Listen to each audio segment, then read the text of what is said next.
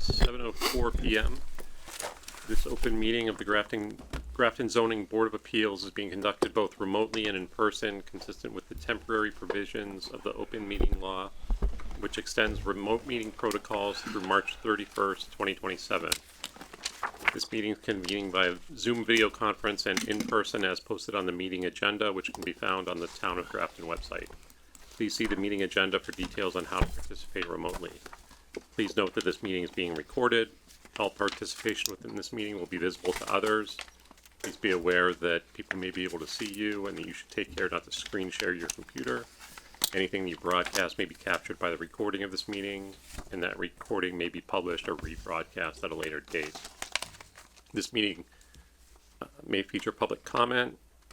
Anyone attending virtually, if you'd like to request acknowledgement to speak, please use the raise hand feature in Zoom. If you're on the phone only, the meeting administrator will enable you to speak. For anyone in person, we ask you to step up to the podium. And then for all speakers, please state your name and address prior to your comments or questions. And finally, each vote taken at this meeting will be done on a roll call vote. With that, I will turn it over to Vice Chair, Mr. McCusker. Thank you. All right. So I'll start with the applicant first. Did you have anything new you wanted to present? I thought when we had a little bit of email back and forth about whether even to be here.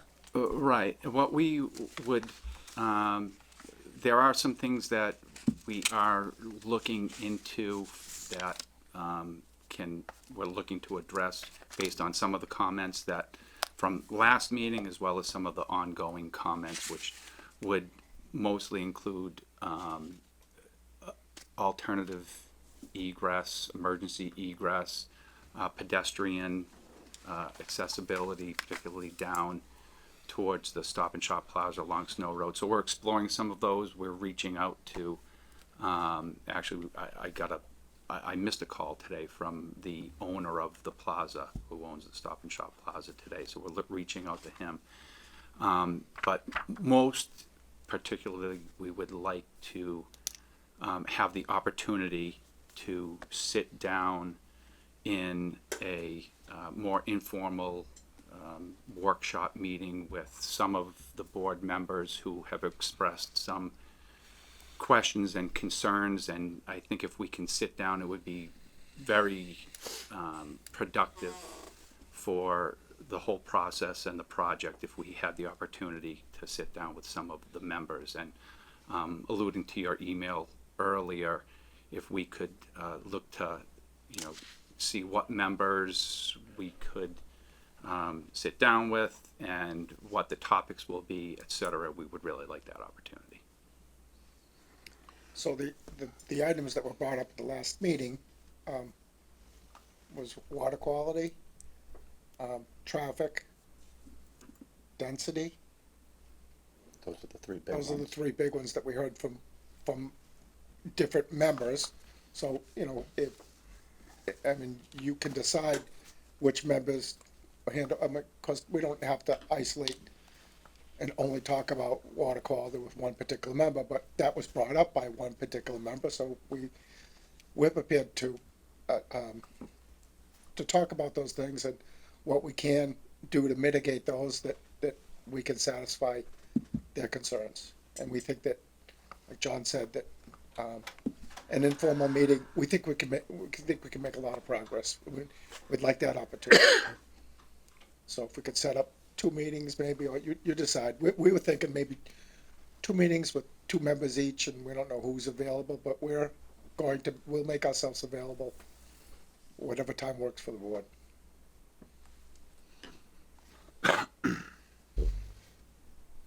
Okay.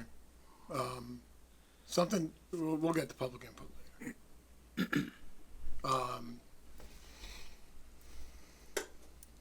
Yeah, it's something just doesn't feel right about what kind of was presented as far as meeting with 2 members and then another meeting with 2 other members. It just, but then even beyond that, I feel as if the concerns have been shared and we haven't necessarily seen any reaction. and I know you've done a lot of little things along the way, but you know, some of these more major ones have been shared, and as was stated at the last meeting, you know, I'm not seeing any willingness for substantial movement, so I kind of sit back and say, what do we think we're gonna accomplish, with these meetings? I think, but I'm not necessarily against it, I'm just trying to understand how we're gonna make any progress that we haven't already made. Or how is that gonna be different than what we've been already talking about?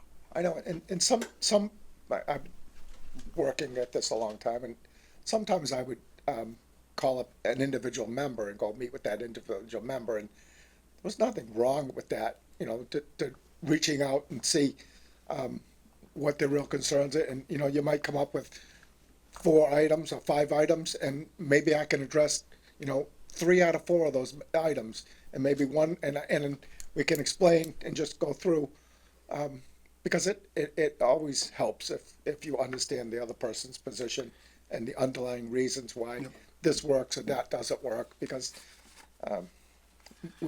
it's always a learning process, and we always learn from each other, and in any conversation, learning the other side, the concerns, and then I think it helps for us to hear your side of it, and I think it helps for you to hear our side of it. I think it's good all the way around. It's compromise. It's making adjustments. We have made changes. We thought they were significant, but we don't think the board thinks they're significant, and we don't. So, Yeah.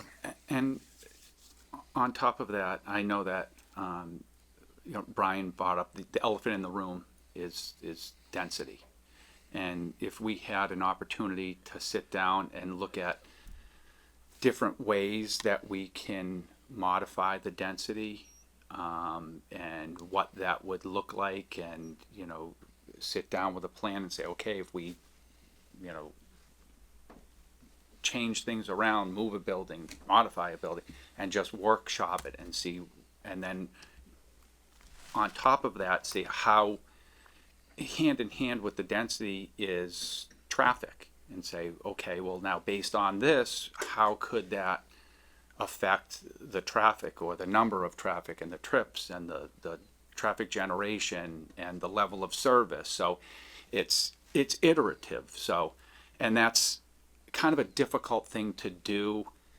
in you know, a big meeting room. It's not really, if you have a workshop and you can, you know, spend a couple hours or an hour or two and go over things and have discussions and run things by, I think that would be a good forum.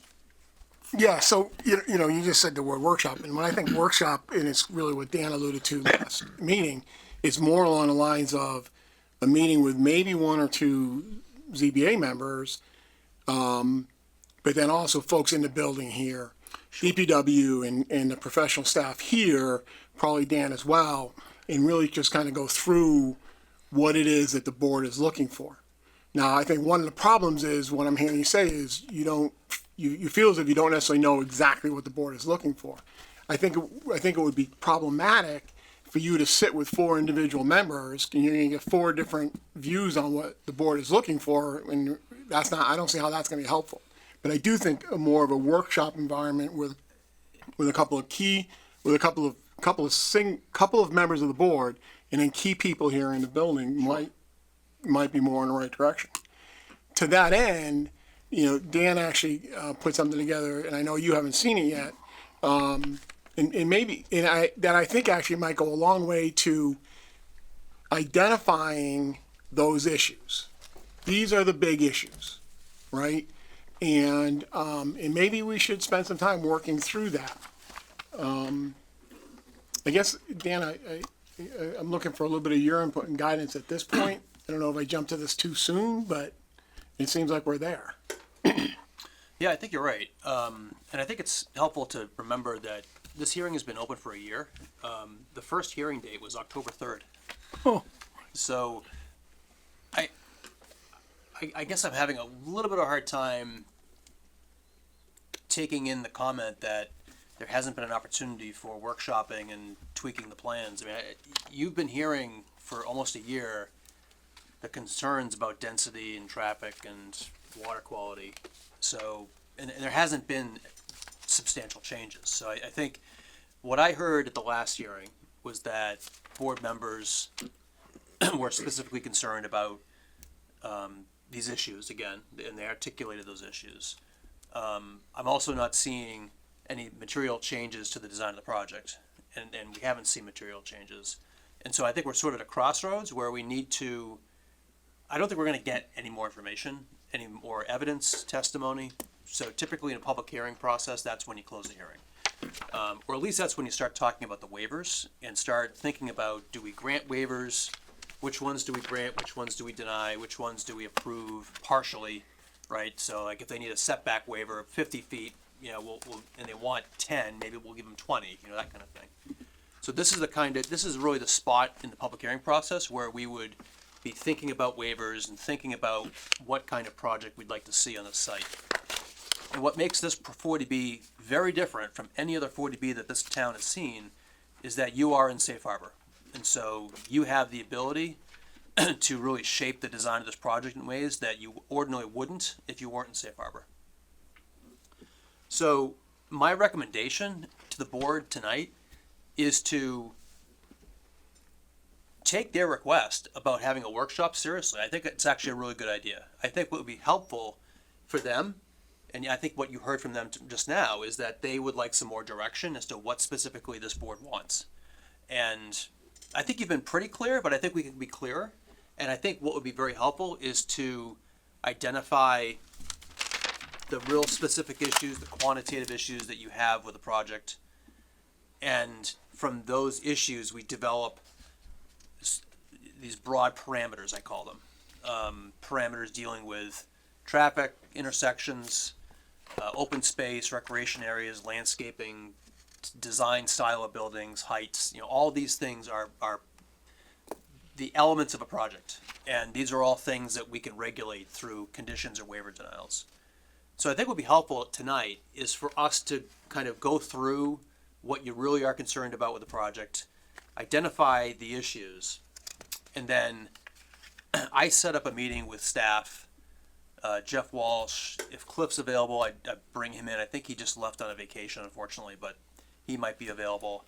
DPW, whoever else would be helpful in terms of providing feedback and input on these parameters to see what would be feasible on this project site that addresses your concerns, that still gives a comprehensive permit to the applicant, so we do create affordable housing on the site, but creating it in a way that's responsible.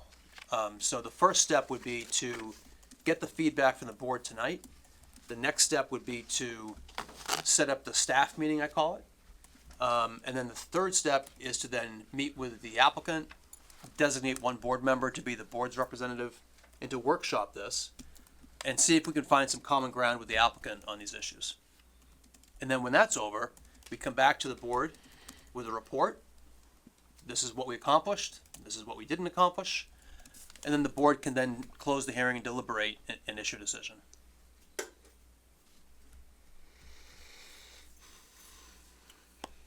Okay. I think okay. Before I say what I think I want to do, anybody have any comments or thoughts you want to share? It seems, I would just, Okay. oh, Brian, sorry, Brian. okay. Yeah. Go ahead. I was just gonna say, it seems like a fair next step to me. As long as we feel like we can't just keep kicking the can down the road. So if we felt like this type of meeting would really come to some resolution, I would be for it. But we can't just keep, I feel like we're kind of repeating ourselves a lot, so. And I agree with Kay that it seems like we've repeated ourselves multiple times on all of these issues. I like the way Dan framed this workshop better than the way the applicant framed it. The way you explained it, it sounded more like kind of skirting around the open meeting law, and attempting to persuade members, in a more focused forum. But I'd still want to hear something from the applicant that there's willingness to make significant changes.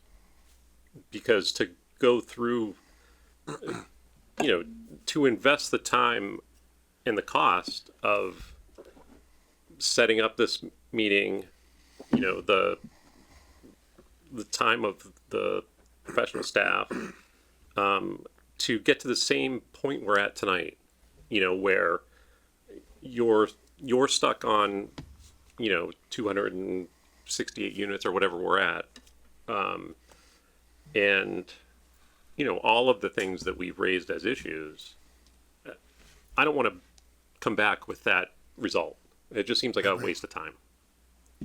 I agree 100% with that. And that's a huge concern on my part.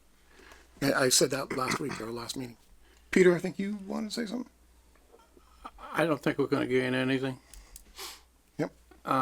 My biggest thing's always been traffic and density.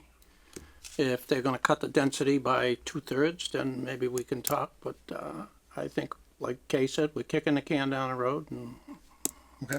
just gonna be back here in another month and same position. Anyone else? No? Yeah, I think, I think at least for me, like, I want to see the project work.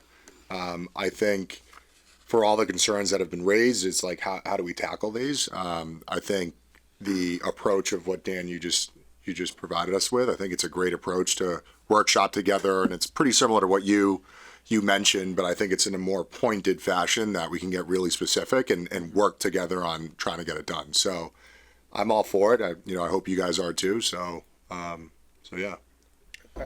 Anyone else? Yeah, I mean, the only piece I'd add is I think one thing that Mr. Hill mentioned that really spoke to how I've been trying to think about some of these things is getting specific and quantitative. I'm a numbers guy. I'm a CPA by trade. And I think, I said it as much in the very first hearing, it felt too big. It's like, well, I need to quantify that. What feels too big? And so for me, it got down to traffic and what are we able to do to improve that intersection and things like that. And so I think if we can quantify what some members' concerns are with respect to density or traffic and what the developer would have to do to address those, I think that would go a long way. Because we've been speaking about density for a year, but I don't know that we've been specific enough that other than just arbitrarily cutting units in half, I don't know that we've been specific enough to give the exact direction that we're looking for. So if we think we can get there, then I think that could be productive. Or at least, whether it's productive or not, at least show the developer where we think we are and what we think we could approve. And can they meet us there or not? So I think we'd get an answer either way. Anyone else? So, I don't know if you all have had a chance to read what Dan put together. My thinking right now is if we go through this table and identify what's important to us as individuals, and I'll just say, some of the things on here I feel strongly about. Other ones I don't necessarily. For example, the open space discussion here. I don't feel strongly about that. That's not a hill I want to die on. But I do feel strongly about traffic, and I do feel, as I've already said many times, right? And I do feel strongly about the appearance. So, to me, I probably would be very supportive of eliminating that fourth story, right? I think we all have these things that we feel about, right? The stormwater drainage. I would support, that being something that's important. I don't feel as strong as others, but I would support. So I think we all probably have those sorts of things. I don't want to say too much more because I don't want to lead it any further. But those are examples of how this member feels. And I think if we just kind of go through these things and come to a little bit of a consensus, I don't think we need to formally vote, but just come to a consensus. It might give some direction to the applicant as far as where we want the workshops to go. Does that seem to make sense? And just to be clear, this is not meant to be an all-inclusive list. Right. This is Good point. This is my brainstorm, so if there's other issues that I missed, absolutely. Yeah, good. I meant to say that. Thank you. I meant to say it. And then, yes, if there's anything we've missed, then let's add it in. Katrina, can you pull this up on the screen? Can I say something? Yeah, so I was just about to go back to you. Go ahead. So I don't know and any of your board members have had an opportunity to be in one of these buildings. I mean, we finished a building like this last year in Boylston, and we're happy to do a site visit to there. We could even have a meeting there with two of the members in that clubhouse. Walk through that building, we'll show you the pros and cons of a building like that. We're gonna build one very similar to that, and you're gonna look at the building, and you can feel it, and you can walk in it, and you could say, I think this could work, or I don't like it. You might just say you don't like it, and you can say why you don't like it, and we can make changes. See, I understand what you're saying. That just says to me you're missing the point. I don't think anyone has questioned the quality of what you want to develop.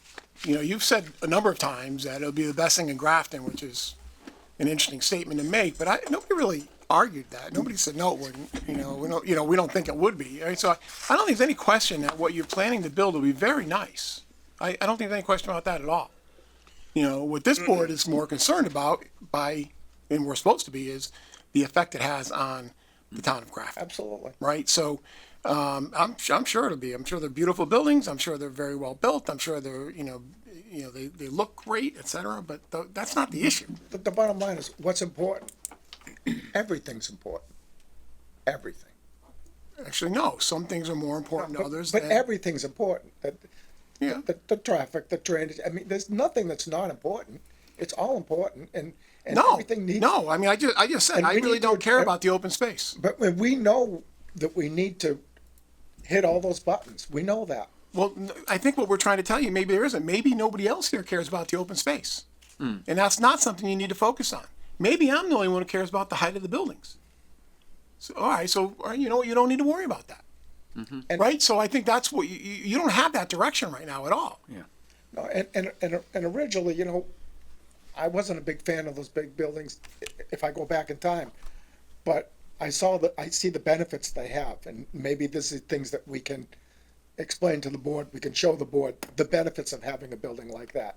But, and this makes me think that Ryan, closer to the mic. this just makes me think we're wasting our time, because you've spent a year touting, how great the buildings are, and not listening to the feedback. No, that's just one item. We fully intend to hit all the buttons. I just said everything's important, Brian. Everything's important. But don't to Brian's point, I've been saying I don't want to see these from Worcester Street. I don't want to see these from 140, and we still can. We don't think we can give you a beautiful building and ignore all your other comments. We can't do that. We're not that naive.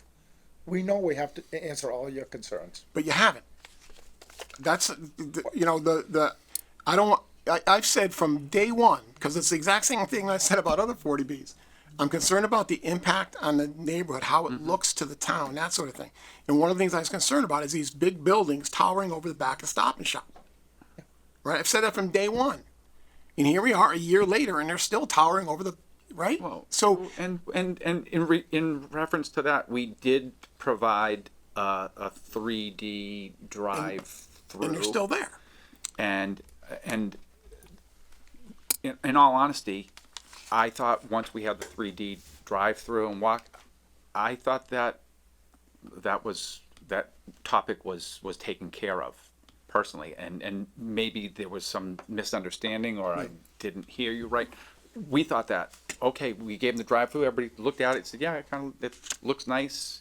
Maybe it has to be more realistic, because there was a little bit of variation between the rendering and some of the architecturals, and we were fine-tuning that, and we're still talking to the architect about making sure that those townhouses are max 2-story. When we made them bigger and the garage a little bit bigger, he made sure there was a bedroom up, and he went up a floor. And when we saw it, we went, ooh, oh no, that's not what we want to do. That's not what we had presented initially. And then he went up, so we were like, no, it's got to come back down. That's not what the intent is. So That came in the 11th hour. That took us by So- surprise too. my point is, that's why I think we need to sit down, because you saying the bigger buildings in the back are an issue. We didn't know that, or I personally, I shouldn't speak for everyone, I didn't know that. So I think that's, to your point, to be able to sit down and say, listen, this is something, let's see what we can do. Something else, You know, Alex may have something else. Let's sit down and have some. All right, I think we need to go through the table. Yeah. Sorry, can I just ask? That's a good point because I know. I mean, I think you guys did a great job, obviously providing that 3D rendering. But one of the questions that we had on the last meeting was that it did get bumped up to 3 floors. Yeah. So are you guys now saying that that's not going to be the case? Because that's important The information. townhouses? Yeah, definitely. Yeah. Yes. We yes. modified that. Okay. Yeah. So that. Cohen had reached back out to the architect and said, no.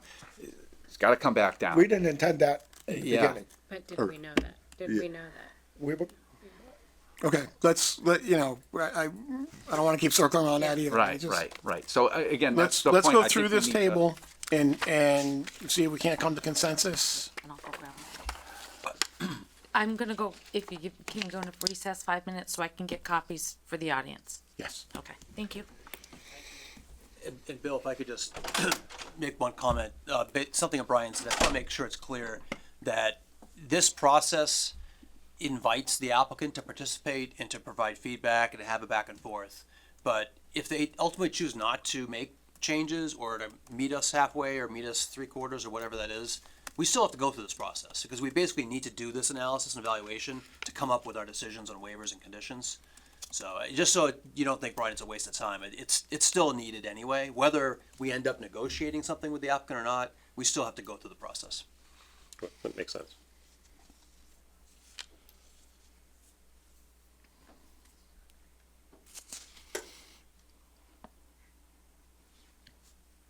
Mr. Vice Chair.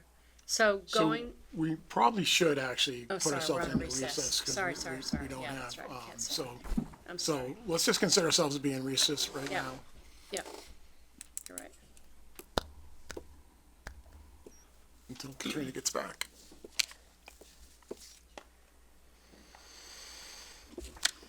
Check the Red Sox score.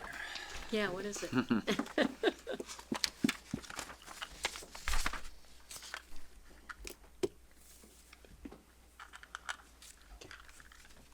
Did you get him from him? we both had it last minute. I'll steal it. I think Brian stole your mints. What's that? I think Brian stole your mints. They made more than one. They made more than one. Thank you.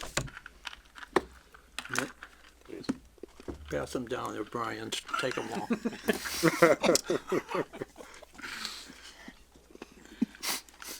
So they didn't get that Thank you, Red Sox Peter. Peter always comes through. See, I was a politician at one time.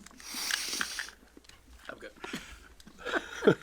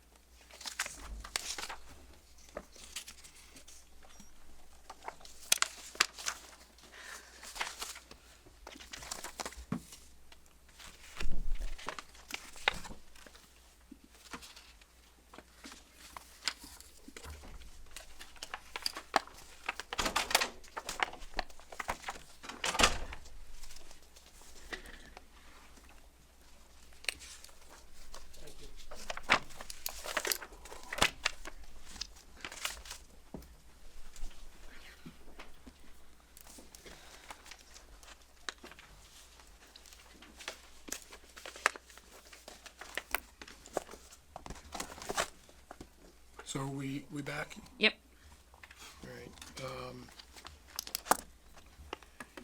Dan, do you wanna lead us through this, or you want me to do it, or? Up to you. I'm happy to. Yeah, Can I ask a why- question first? If we're going through these particular short list of waivers, what are we achieving? There's gonna be a whole lot more. I mean, Well, shouldn't we have a full list of waivers that they're asking for, or? at some point we will.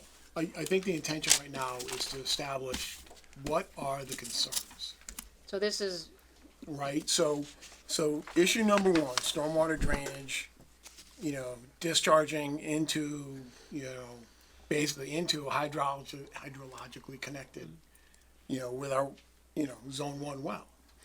Is that a concern? Do Right, we, which it is, For you, yes. okay? I'm kind of in the middle on that. yeah, But, so but I think we as a board need to communicate which of these? that which we- of these that this really is a problem or not, so that they know what they need to really go after and address. So this is This- a these really refined aren't- list of our biggest concerns. that Yeah, we've it's, discussed. I don't think it's not really, and it's not really waivers, It's more Yeah. like big picture. but, No, okay, You know. but these topics are going to come up, exact same topic is gonna come up when we actually go through the actual waivers. yeah, okay.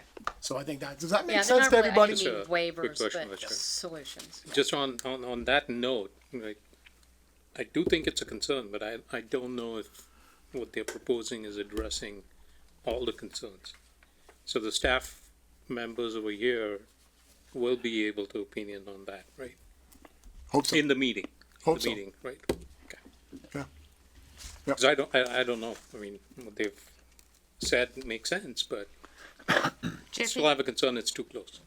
You guys have to get closer to the mic. 2 reasons. They can't hear you in the booth, and when I'm trying to re-listen to the minutes, I can't hear you guys, so. Please. So Thank it's you. just that the concern is it's too close, but to Brian's point, how do you quantify that? Is it really a concern or is it just a comment? So, Yeah. but the experts can decide. Well, I think So- we're into it, so. So yeah, why don't we start with one? And I guess let me just address that. Early on in the hearing, I sort of mused that maybe we should bring in a hydrologist to look at this issue, because it's one of these issues where we don't necessarily know how bad it is. It's kind of Yeah. like, do we know if vaccines cause something, right? I mean, we don't know, but we want to be careful because this is our zone one water supply. There's a direct connection. Like it's one thing at the Pleasant Street project where I think we were in the zone two. That's farther away from the wells. This is right next to the zone one, and in fact, the outfall is going into a wetland that is water that is connected to groundwater that is connected to the groundwater that the well pulls out of. So it's like putting your own septic system right next to your well. So there is that issue, and there's two sides to this argument. So there is a lot of treatment that happens before the water gets into the wetland. So it's going through that swale that runs along the northerly property line that naturally attenuates a lot of the pollutants before it gets into the basin. But there still are some pollutants that don't get attenuated, that do end up in the basin, that would end up in the groundwater. So ideally, you don't want this here. Ideally, you want it further away, that's not directly into a wetland, that's directly tied to your zone one. And that's why the law But I is can't tell you there. so to answer the quantification question, I don't know. I don't think anyone Exactly. could actually tell you, even if we brought in a hydrologist. They're not going to say, yeah, that this water is going to have X percentage of lead or brake dust, and then by the time it gets to the zone one, it's going to be this percentage. I mean, we can do models. Everyone can do models, and then people can test the models. But the bottom line is there's something here that's not ideal. Mr. Chair. Yes. I think, so for me, it's a 14-acre site.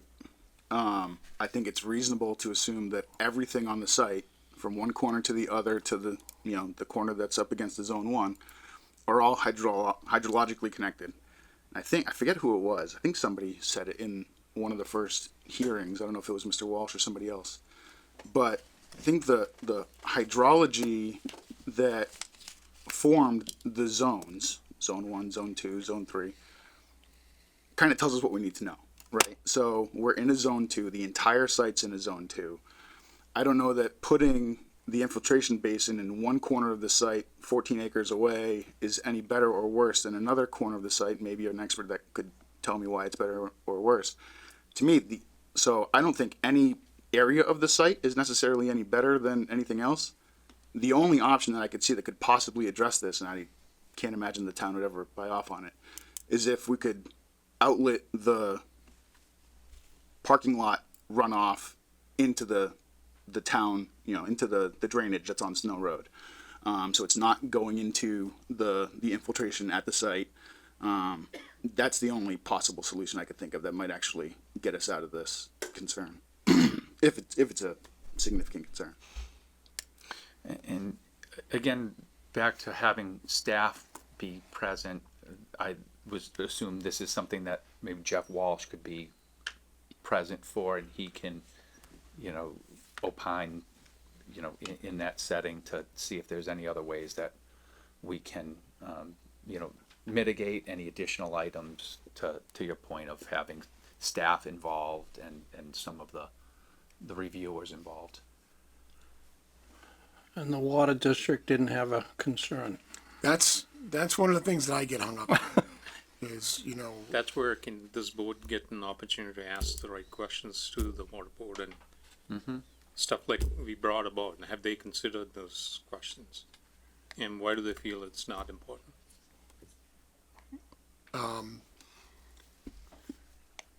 to Brian's point, I agree that it's not something that we can easily quantify. What I think can be quantified, and it's what I've been asking for and we were told we're gonna get, is the suspended solids that are being captured. And, and I can't remember off the top of my head the numbers, but they've agreed, and Jeff Walsh is aware of this as well, we should be keeping an eye on it, that they're gonna capture more than the state law, I guess, requires. So that's, I'm focused more on that sort of a thing. I don't want to say that I don't care about the well, because obviously I do. I have to drink that water, but I'm not as concerned explicitly about having, an infiltration basin that's open or that sort of thing. It's, I'm more concerned about the suspended solids, and if somebody else could quantify something else, or then maybe I might be concerned about that as well. Other thoughts on the drainage? And I think number 2 really kind of ties into the same thing. It ties into it. I mean, we maybe can make things better, but anyone else have thoughts? Yeah, I was going to say the same thing. I think the second one would be a nice to have. I think it would be great if we could move things further away. I don't think you're ever moving parking away from that corner that's close to zone 1. But to me, it's a nice to have, not a need to have. I would encourage the board to look at this list as if we had a blank slate, that we've got a raw piece of land. I don't think it's helpful to think of it as, well, we can't do that because they need parking there, right? I think the whole point of this is to think of an alternative to what's been presented, and not to make a decision on it, but just to brainstorm what that alternative would look like. So if there wasn't a parking area there, if the trash compactor was in a different location, and let's say we created, a 50-foot or 100-foot buffer around the zone 1 itself, just to give some space so we don't have any accidents, we don't have other things that potentially could pollute the well. That's one parameter, and we'll have 20 parameters or 30 parameters. And then once we have all of them, then we can pick and choose which ones are more important. I think it's really helpful to kind of just yay or nay on this, give me like how strong you feel about it. And then at the end of this exercise, we can assign priorities to each one of these. I don't disagree with what you're saying, but I don't think anyone right now has necessarily looked at this specific issue of, is it okay for that basin to be where it is, or anything really specific to I don't think anyone's said anything like that yet.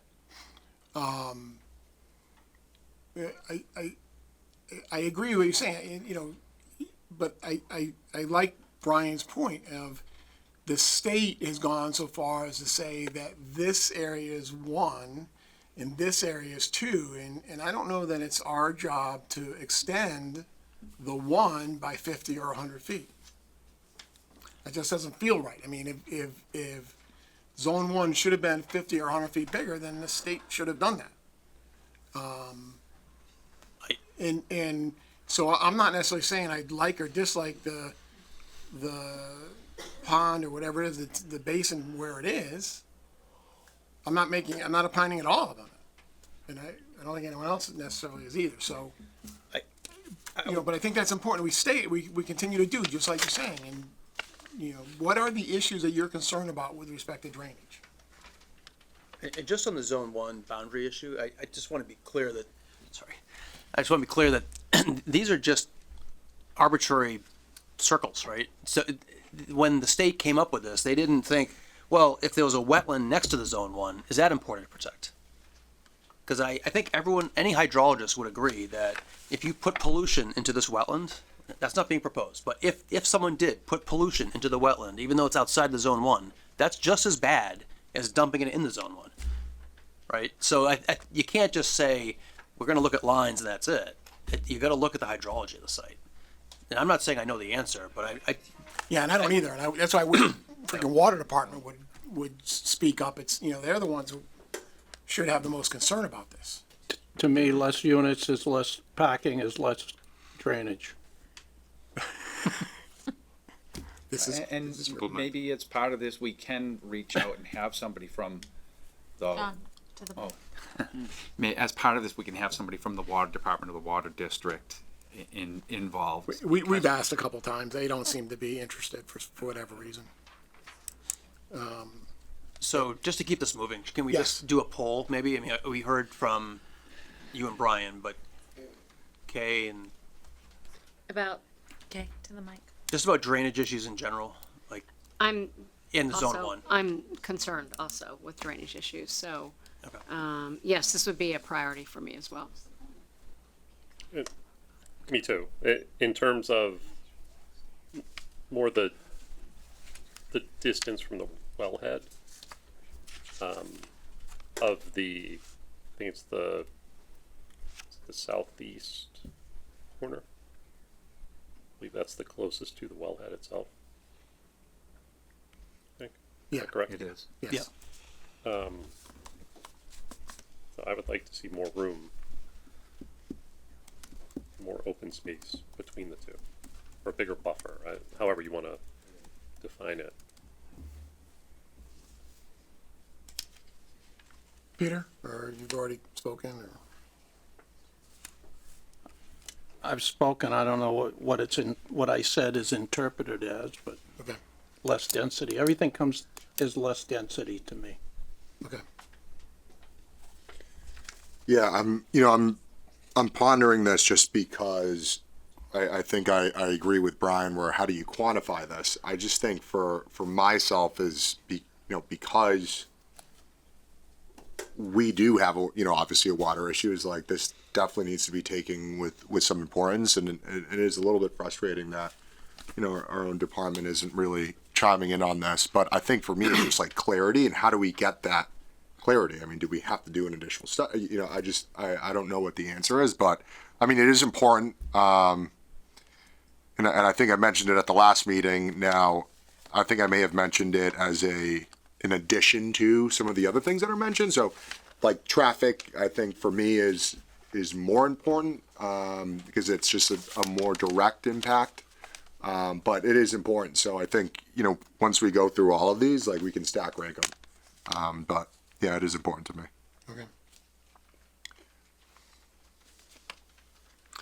All right. All right.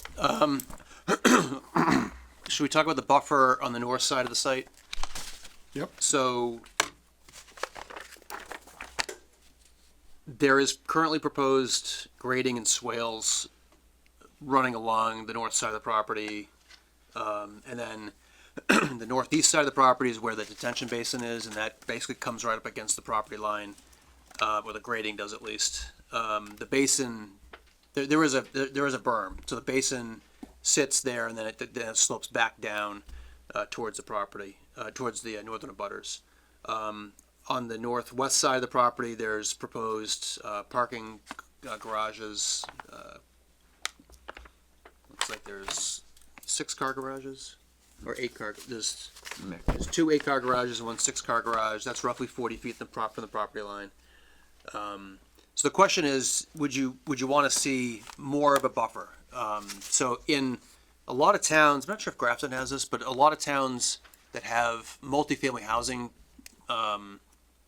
provisions in their bylaws, or any kind of commercial developments, they typically require perimeter buffers around the perimeter of a tract of land where you're abutting residential neighbors. So this, you're not really you're looking at maybe a 30 to 40 foot setback to the garages, but you've got site activity right up against the property line. So there's not going to be any preservation of natural buffer. And there's not, I guess there would be some landscaping proposed over there. I don't think I have the landscaping plan in front of me, but I'm assuming there'll be some kind of landscaping berm or trees or fencing along that property line. So the question is, do you want to see more of a buffer, more of a setback on that northerly property line? Like a limit of work. Thoughts? Can I ask a question? Yeah. So increasing buffer, that is also the same as a relocation. So like if right now we're on the northeast side of the property, right? It's like the back left corner, right? Just where the where base like is. yes, right. Yeah. Upper right corner, yep. I guess I'm still confused because for me it's like That's already a depressed area there. That was already before. graded like that. We're not doing significant grading in that area, John? Well, for the water quality swale to have increased, that's a lower part of the site, and then we're providing water quality swales along that corridor before it gets to the basin, which is in the northeast corner, which is, if you're looking at the There's plan. grading right up to the property line.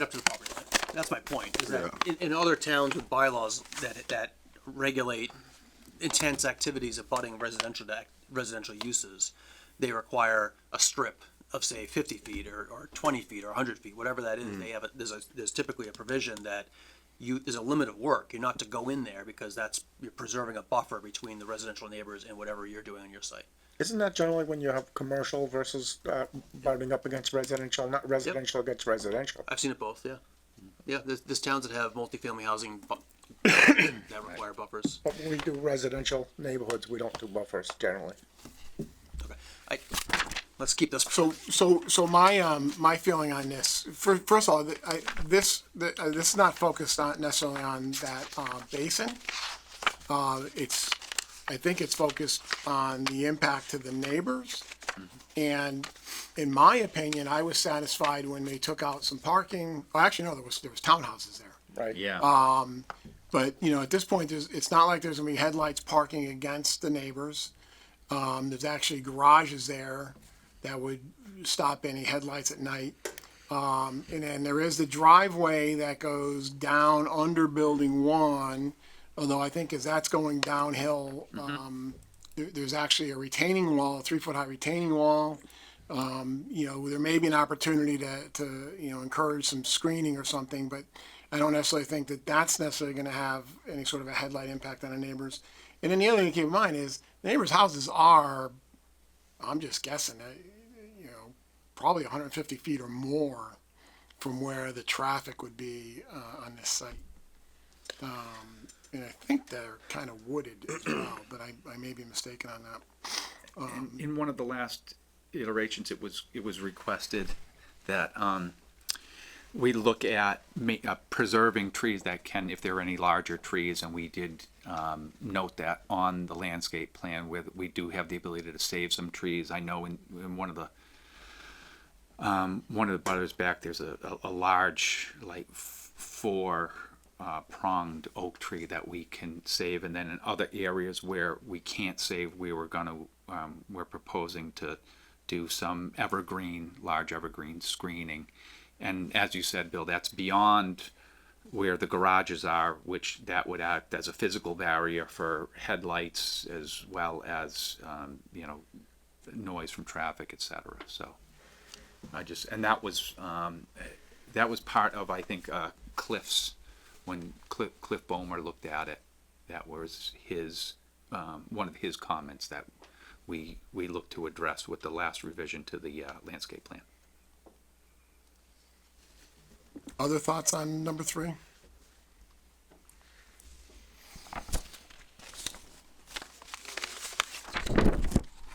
Does anyone feel strongly that there needs to be an increased buffer, or a no disturb zone? It's not as important to me as some of the other items. Okay. That's the feedback we need. You mean on the board, for the abutting property owners? I'm just thinking there's other things that I'm more concerned about.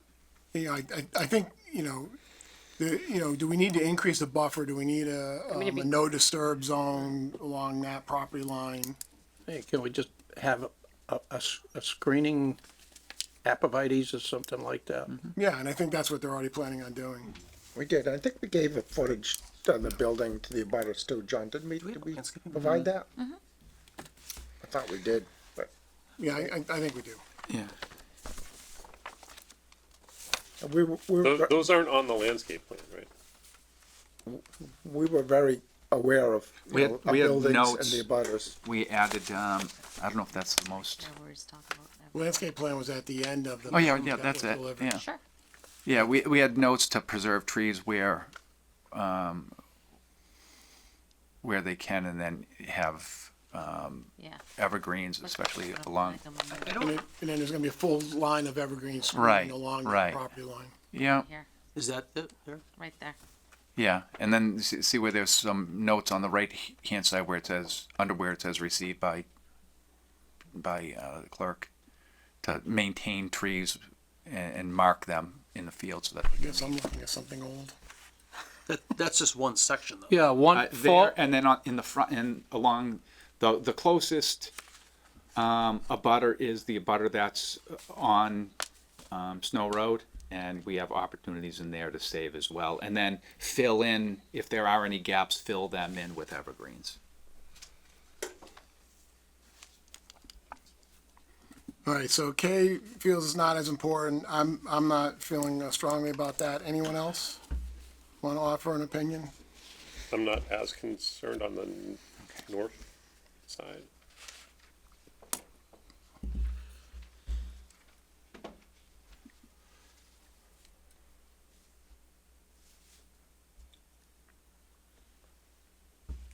Any other thoughts on this?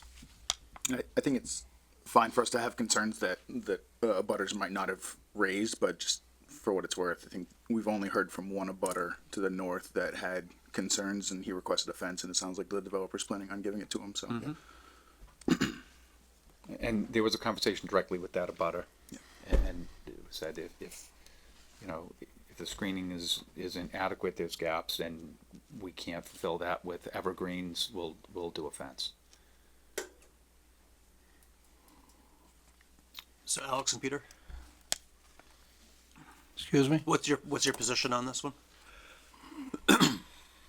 I guess I'm fine with what we've been talking about. Yeah, I'm okay with what's been proposed. Okay. All right, let's move on.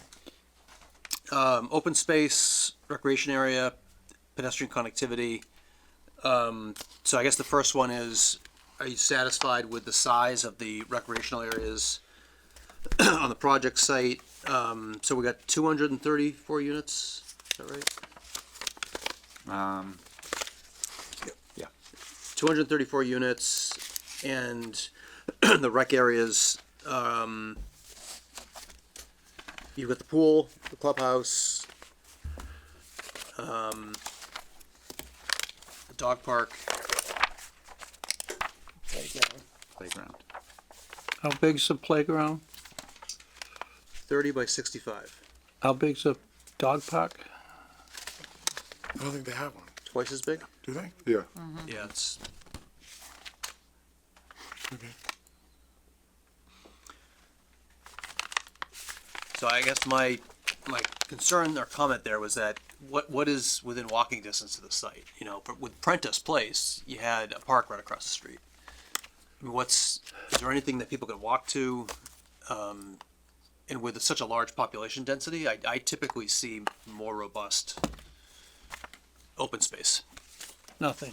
There's nothing to walk to right there, other than the shop. At the bottom of Wheeler Road, but then which is half a mile away, there's a walking trail, but you gotta walk down Worcester Street. And cross Worcester Street. And cross Worcester And I Street. wouldn't advise that. To what, here? To the, To get to that, No, to Outlaw Landing, there's a walking path back there and, kayaking. So that's not the solution, and 30 by 65 is, what's that, just a couple of swing sets and a slide? so this is one of those issues that density is driving this, and I also want to make a comment that it's not ideal for us to be dictating a density number. So that's why in this list, you're not going to see density, right? You know, do we want to see 100 units or 150? That's really not a good practice for us to be saying we want this number. I already put it as number 15. So it's actually better to think about, if you think this is too dense, it's actually a better practice to think of what you don't like about the density. And is it because it's too crowded? Is it not enough open space? Is there not enough buffers? You know, things like that. So by increasing open space, we're removing some density. well, it would have Basically. it would have the effect That's unless they kind can of figure it out. Yeah. But then again, if it's a smaller project, they might need less open space. So there's a balance. I mean, my opinion, this is not a good balance. I would typically see a field, some woods. You know, that there's a pool, there's some grills, this patio. I mean, what I've seen in typical projects like this, I would see lawn areas, fields, playground. These buildings, ideally, you'd have like a patio for each building with you know, seating areas and barbecue or whatnot. I don't think that's been proposed in the landscape plan. And what about spacing between the buildings?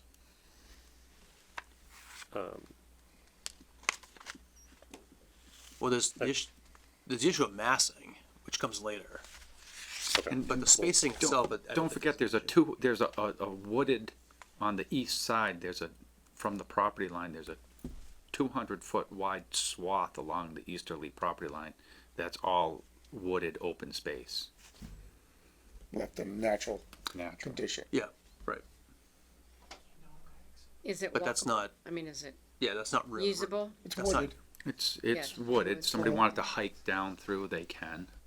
Yeah, true. So my feeling on this issue is, I tend to want to defer to the developer who has to basically rent these and should know what his tenants want and need. I do want there to be some sort of a tot lot. My feeling is that, there should be something for young children so that they don't necessarily have to drive to the town facilities. But beyond that, as far as I guess I think of the Milford Road development where we actually made them put in this flat lot down there, and I don't know, it just seems like something that probably hardly ever gets used. We High Point, we High insisted, Point, and they put in a couple of swing sets and yeah. I mean, so they've got that up there, but and those I've actually a couple times I've gone through those actually get used, but that's playground equipment. but that's only It's for 76 houses. right. That sort of thing I think will get used and we should have it. As far as you know, making a field that somebody can kick a ball on or throw a football around or something like that, I think that's up to the developer, whether his tenants are gonna need something like that. That's my feeling on this type of a topic. I'll tell you though, that does get used at Milford Road. Oh, does it? It does it? Yeah. Okay. I used to live right near there. All right. And what type of development good. is that? Is that Houses. see, No. No, Milford no. Road is condos. just condos?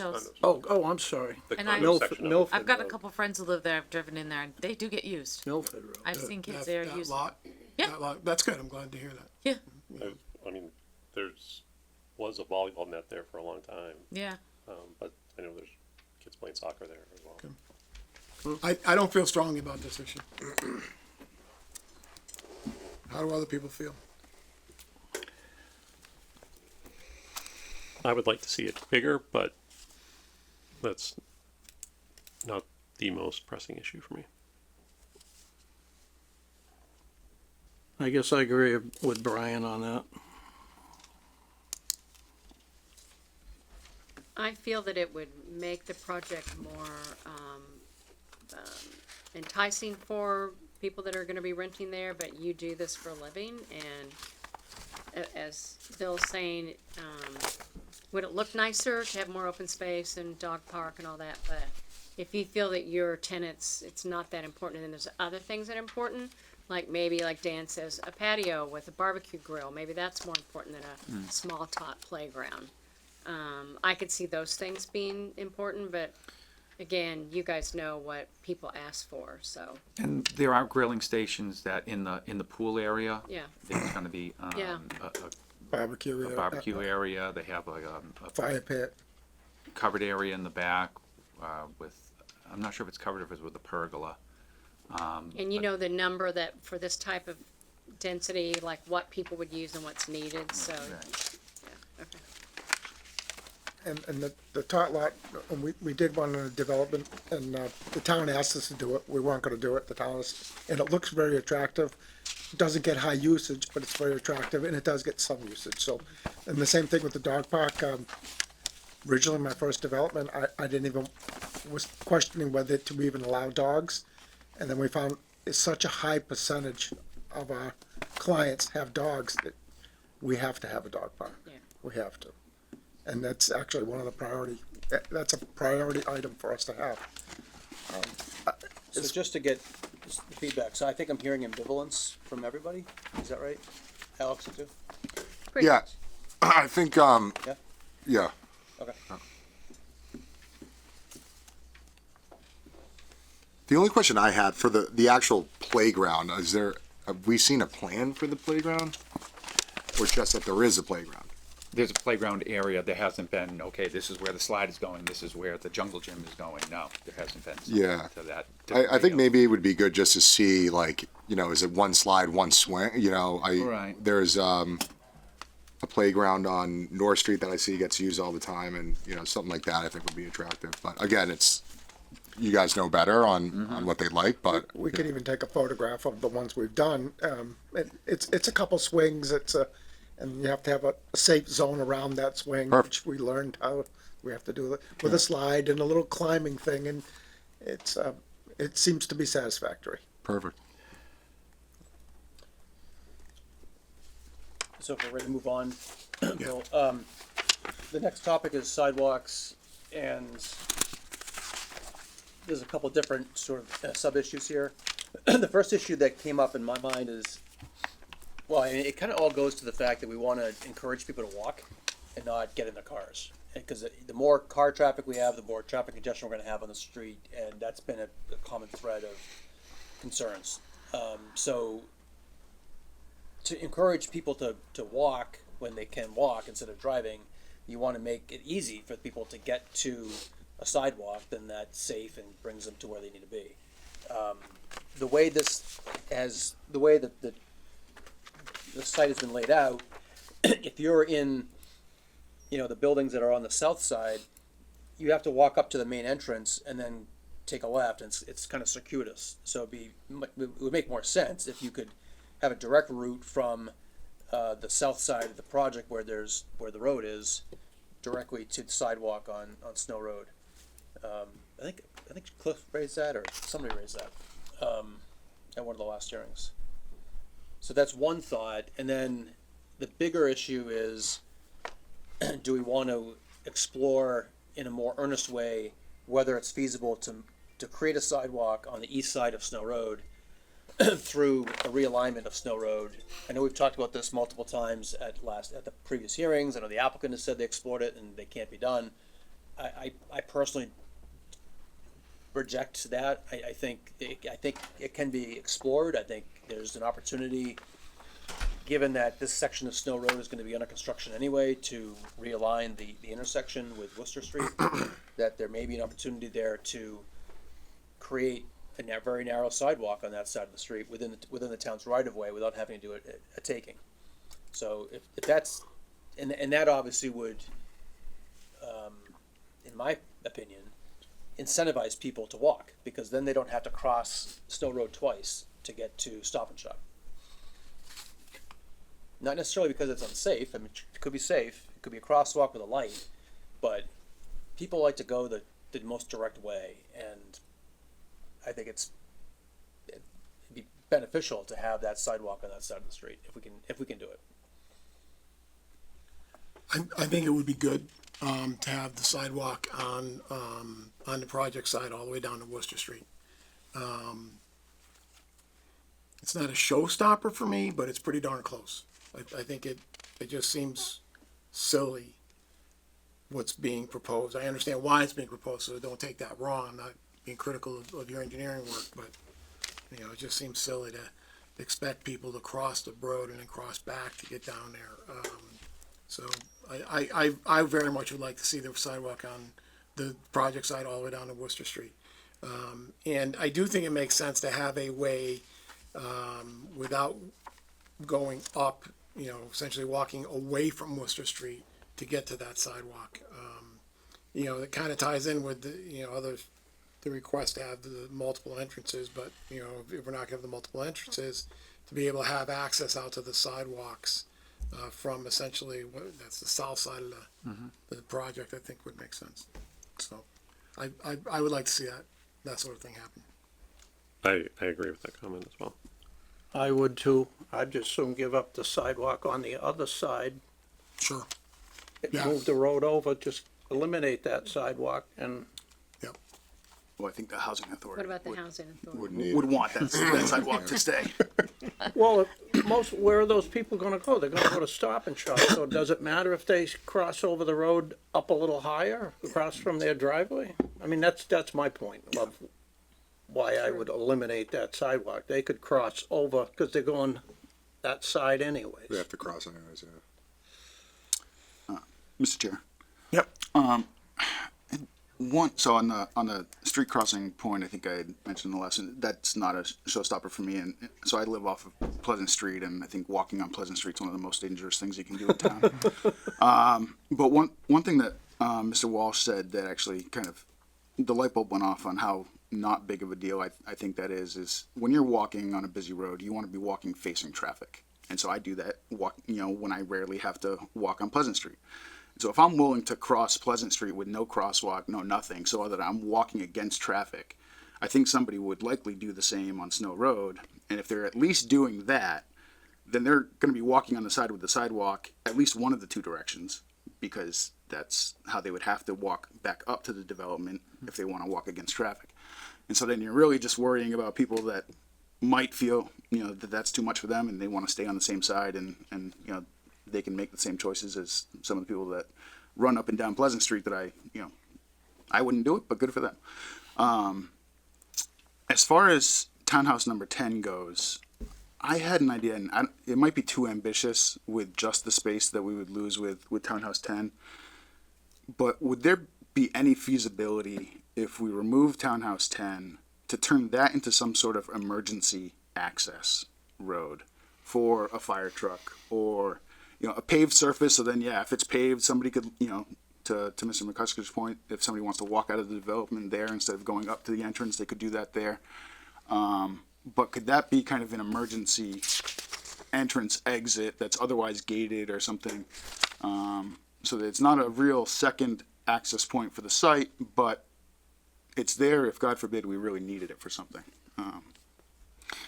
We have been fooling around with different options, and what you just said, we were actually thinking of on the north side. But with the point you say, where if it's people are gonna walk and head, people aren't walking out and heading north up Snow Road, they're gonna be going south down towards the plaza. So to your point, it basically what we were thinking about flip-flopping it, and that's a valid point. And again, You might almost need to maybe lose two townhouses, maybe make that yeah, last cluster of two, maybe make that a single, and then, that gives Yeah, you enough room, yeah. but. And that's a good point. And again, this is, again, to loop back to having a workshop. I think having this where we can have some back and forth discussions and look at some ideas and some concerns, this is exactly what we're looking for. Other thoughts on this? Okay, Alex? Yeah, I Excuse me. No. would think it'd be great to have a sidewalk on this side of the project. And if taking the one on the other side works and moving, shift, I don't know if that works, but, We're exploring some other Yeah. options too for connectivity right. that we had a little light bulb went off end of last week where we're looking at some other options so that we can achieve that. Great. In my mind, I'd put 1 and 10 in the where the middle entrance is, and have 2 entrances where 1 and 10 are. If it would fit. That way all the traffic isn't going by those townhouses. That's row 8, it's coming up. Sidewalk? Yeah, I think so. I think we heard it from the last meeting. If it's not there, pedestrians are gonna take the shortest route possible and create that path themselves. So I'd be interested in hearing the options that you guys are proposing for connectivity, because I think whether it's a sidewalk or there's another way of doing it, I think the importance is creating that for the pedestrians and making it easier for them. That's a relatively important one for me, I would say. The contiguous sidewalk on the same side of the street. Yeah. Okay. And I think so, more so too, just again, don't need to harp on it, but just like safety. I mean, we were just talking about the playground, the amount of kids. I would imagine folks that are going to be living in this complex, a lot of them are gonna be potentially walking to school because of how close the school might be. And so I think for me, that's important too. And, I know when I was in school, I was always just trying to cut everything possible to get there as soon as I could, because I was probably late. Nobody will be walking to school. No, it's too far from all the schools. Yeah, well, I mean, I walked, and I'm a little bit younger than everyone, but I walked further than that when I was in high school. So, I mean, you never know. Yep. But safety is a concern for me, so. And I think, Mr. Chair, we're probably almost combining 5 and 6. Another point of I think we are. 6 that I wanted to stress the importance of, because everybody from the police chief to other members of the town have raised it, is extending sidewalks north to Suzanne Terrace, if not further. I think that's, for me, that would be an important add to the community. Does everyone else agree with that? I think that's a nice to have.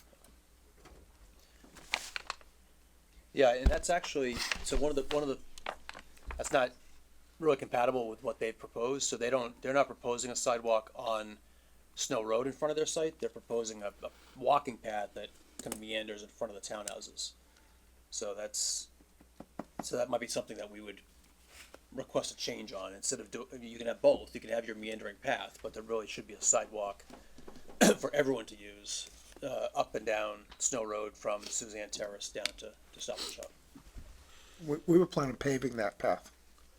No, I know, but We were gonna pave that. it's It's not right on the shoulder of the road. it's not within the right of way of Snow Road, it's on your private property. And it feels more like your development path rather than a public sidewalk. So, We're not proposing any fencing there either. right. So, row 7. So another issue that came up is the question of, are you okay with not having any dedicated loading areas, temporary vehicle spots? I think we talked about this pretty much in depth at the last hearing, and the applicant's response was, look, we do this, we don't have a problem, there's always empty parking spaces, people can just pull into them.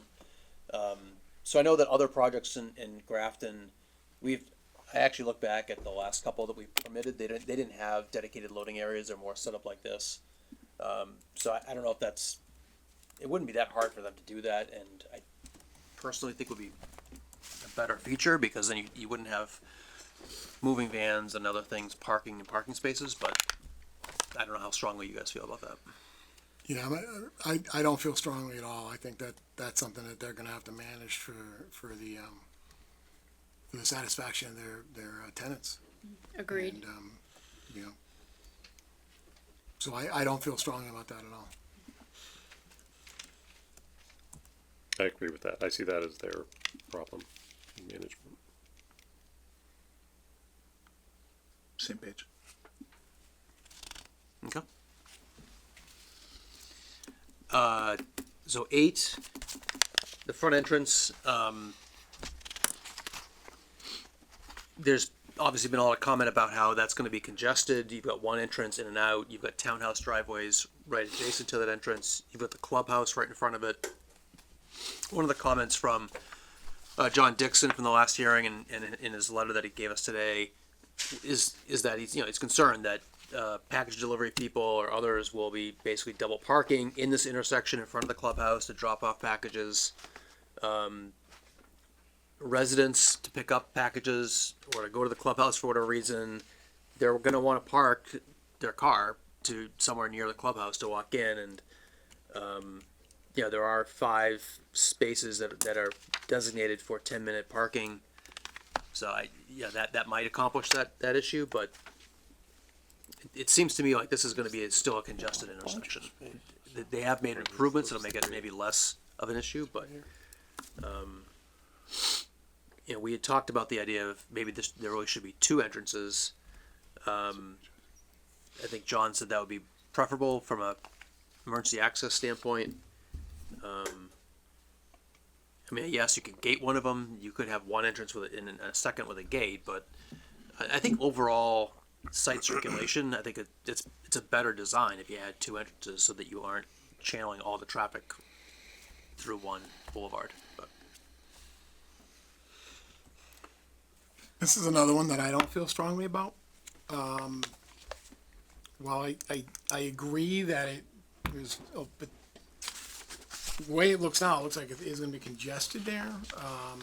Without the fire chief or the public safety folks complaining about lack of a second entrance, I have a hard time getting too concerned about it.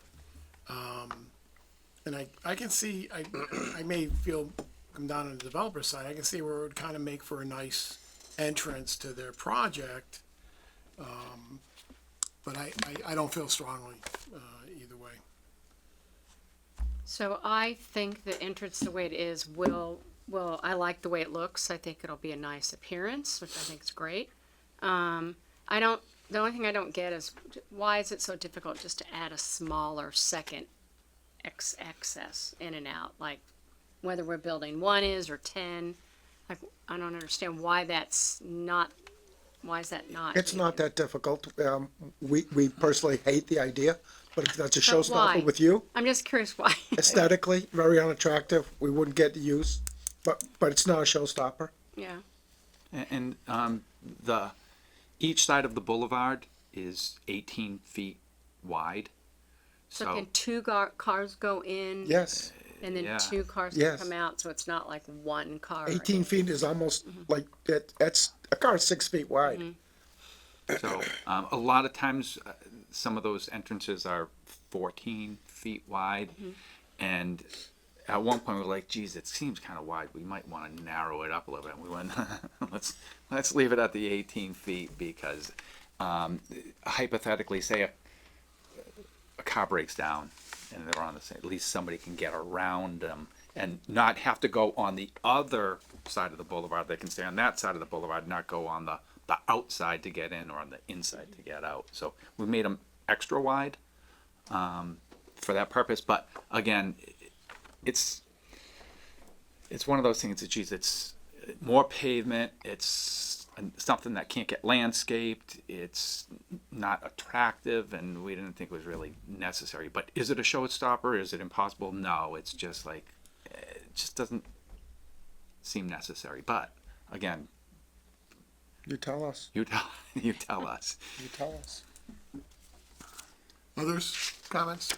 I don't like the idea that half the traffic is gonna go by one set of townhouses and the other half traffic's gonna go by the other half. Well, can we talk about the townhouses actually? The what? Can we talk about the townhouses?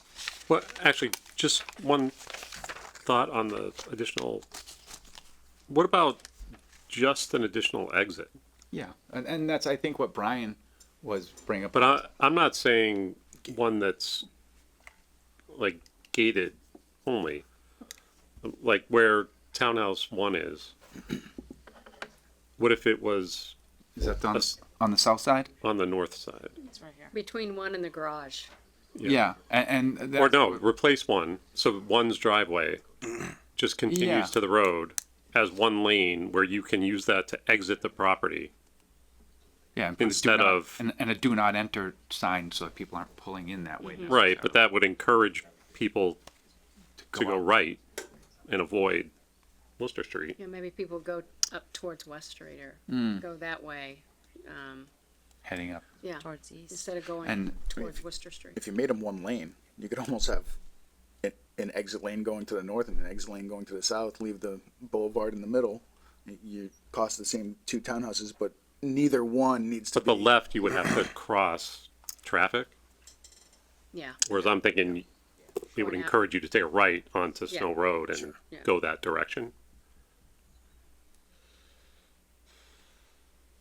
I don't know. yeah, an exit only maybe would be less, you know, I don't know, Yeah. what it would look And, like. and again, I think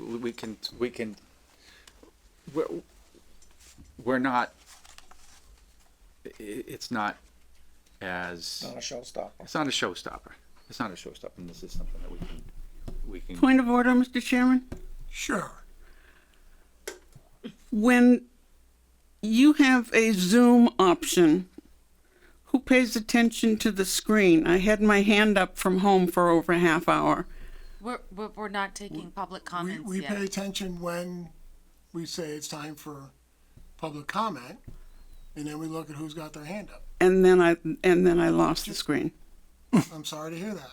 But it would be no different than somebody here. Although I guess here I can tell, and I did to this gentleman here, said we'll take public comment later.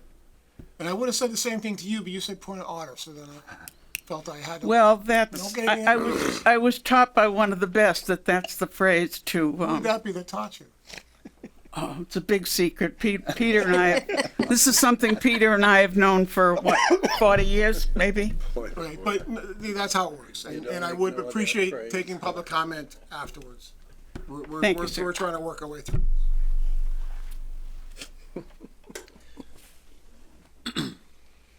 So just going back to my clean slate idea, I think we shouldn't get hung up on, well, if we replace unit 1 or unit 10, I think we gotta look at it more broadly at a very high level. Are you okay with one entrance, or do you think there should be two? I mean, it's really that simple. I mean, if one's fine with big wide boulevards and you're not as concerned about traffic congestion in front of the clubhouse, then we won't push that. But if you think by adding another driveway, maybe an exit only, that'll reduce some of the congestion, that's beneficial, then we can, consider that as part of.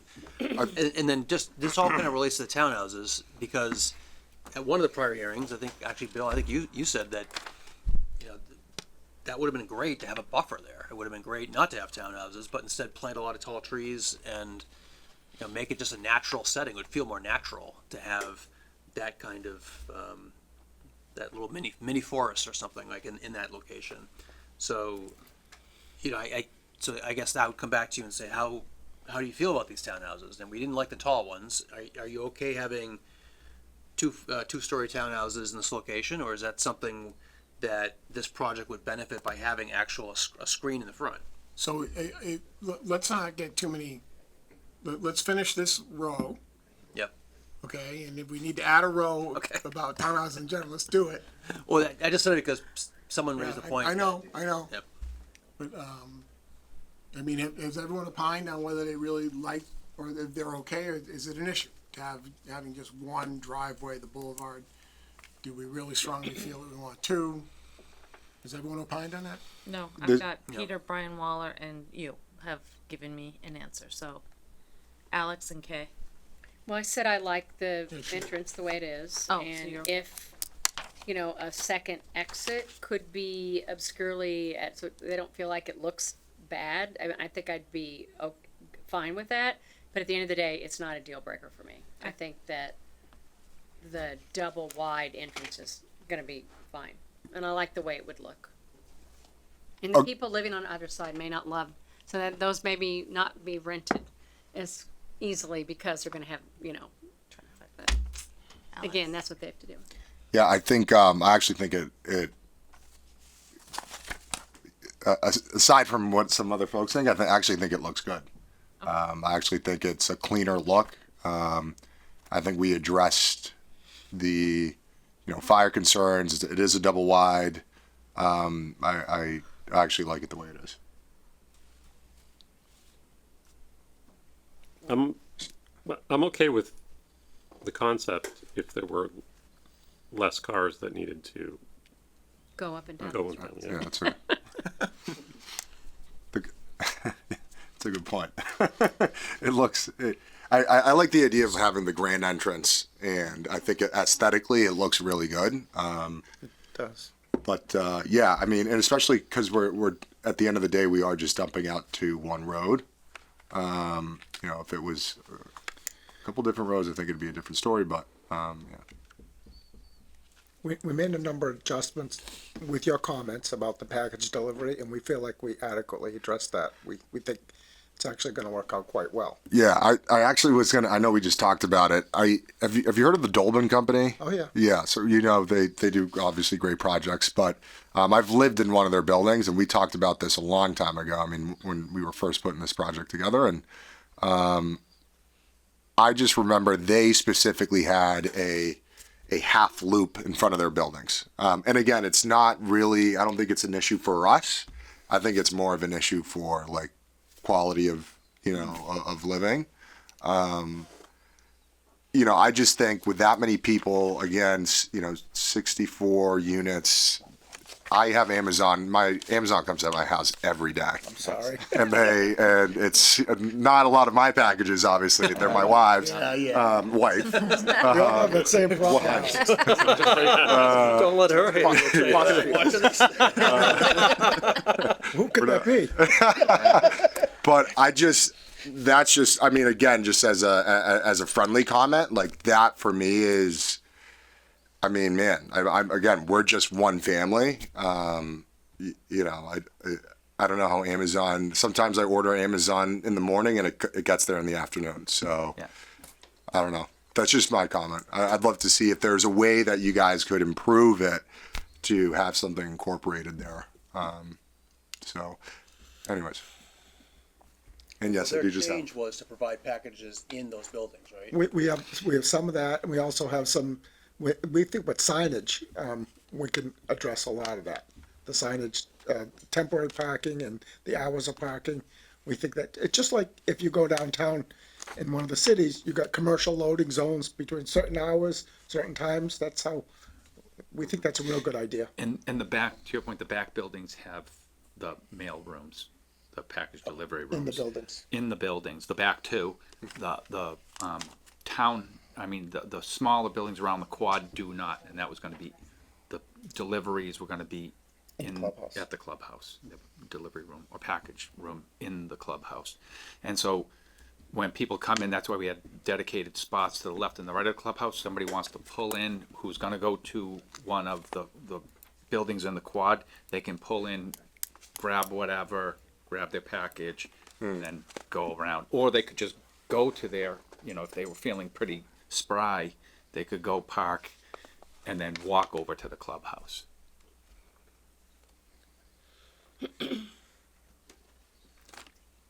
So I think what I heard is no one is really that concerned about the single entrance, except it'd be ideal if we had a second driveway that exits out. Yeah, I think that's what I'm hearing. Yeah. Except my vote, I don't like it at all, but Yeah. Yeah, right, I'm sorry. if I was the builder, I would probably want the one entrance so I could put a magnificent sign. But Yep. I don't live with signs, so. I think everyone agrees it looks great. Oh, it The question does. is traffic. I mean, United Airlines is gonna be impressed as hell all the time they fly over it. JetBlue out of Worcester. Right. Yep.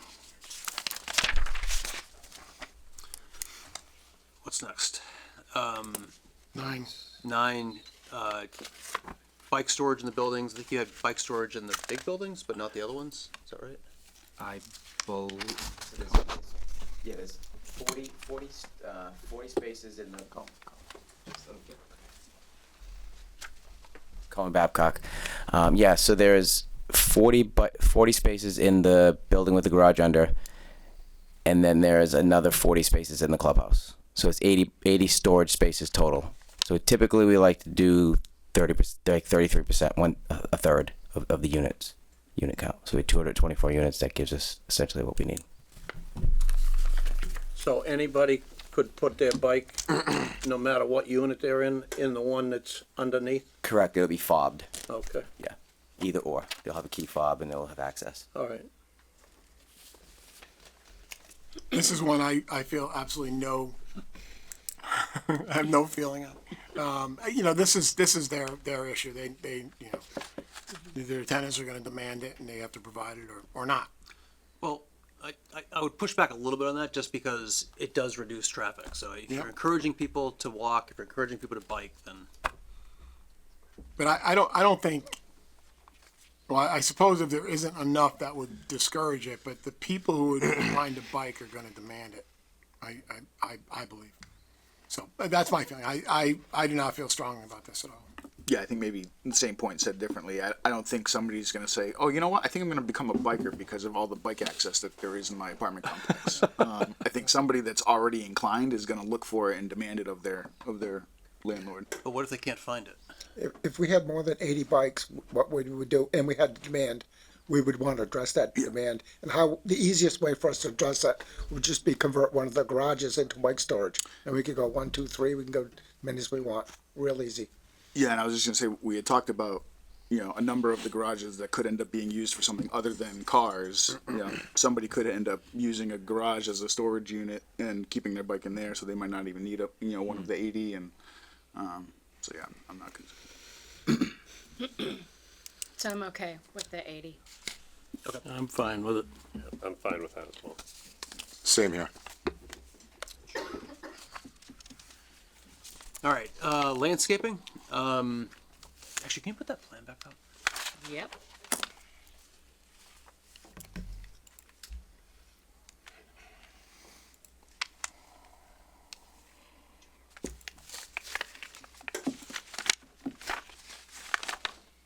So I found a landscape plan on an older set.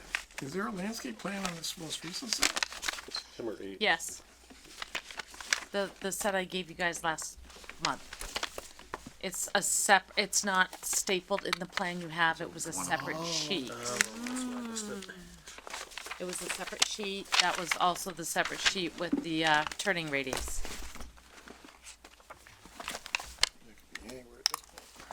We had just updated that, with Clip's comments about the key and things, so that was just updated. Maybe a month ago, sorry?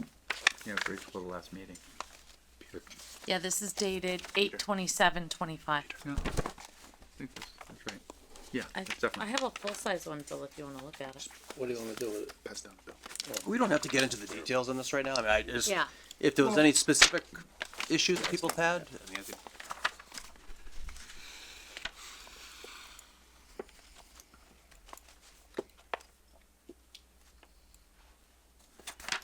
let me send that back. Thank you.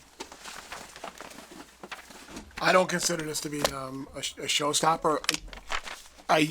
As with other projects, I think once we get something nailed down, then it becomes more important, but I can't imagine that this is necessarily a showstopper at this point in time.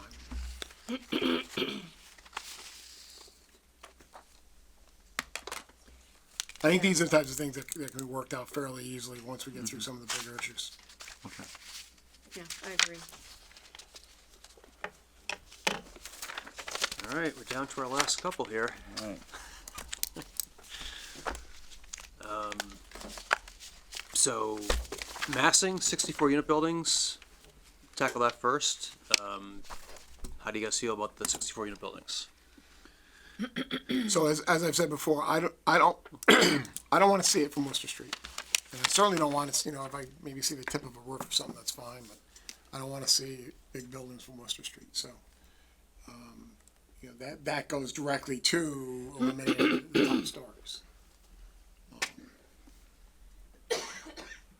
The idea of these big buildings, that doesn't bother me, I think we need them if we're gonna actually develop affordable housing, that's the only way we really can do it. So I'm not worried about the size of the buildings, or the fact that they have 60 units, or whatever it may be. But, I don't wanna see this thing towering over, Stop and Shop. And I, from, obviously the most visible side of this whole project is from Snow Road. And I know when we had our meeting with Cliff Bowmer, one of the first things he said, and we appreciated it, was that he liked the layering, going from smaller townhouses at the street, which are attractive, but they're also create a buffer. And then as you go into the site, then that's why we had the bigger buildings in the way back. I think they're 600 feet plus from Snow Road. So when you're going along Snow Road, you see perspective-wise smaller townhouses, which they're going to be 2-story, not 3. And then it increases with the layering. So he was complimentary of that. In terms of seeing the buildings from 122, you'd be looking over the top of Stop and Shop beyond, and then there's a buffer of pine trees that are on Stop and Shop's land that are beyond at the top of the hill. There's a flat spot once you go up that big slope behind Stop and Shop, and then you may be able to see a roof. But Well, I just seem to recall you see quite a bit from what had been presented, and then that's gonna look, you're right, it's pine trees, but I think there's some, Deciduous? deciduous trees as well, so that's my concern. Okay. I've- All right. That was also one of the concerns, when we initially You're right. proposed the project with the selectmen, and as part of the LIP, we actually reduced 2 of those buildings down from 4 to 3 for that exact reason. Now with this plan here, those are gone now, right? those are gone because we went to the good. smaller, in terms of massing, we had bigger 64 unit buildings in the front as well, I think on either side of the quad, and then for the massing and then be able to break up the buildings, we went to the smaller 24 unit buildings so we can break them up 3 stories and then do landscaping around and et cetera. So, but to your point, that's something we. Well, how do others feel? And not just about the height, but the massing, as Dan has written it. Well, if it was 3-story, it would be less. I mean, there'd be less units, so less people. How much is it gonna cut it, if it went to 3-story? 16 plus 16. 4. 16 a floor. So Oh, it would 16 take, a floor. it Okay, would so it take takes 16 units. units off. In 2 buildings, that would be 32. 32. Yeah. There's also the length of these buildings. I Yeah. think that was a comment from Cliff. Actually, Katrina, can you put up the pictures that I included in the letter?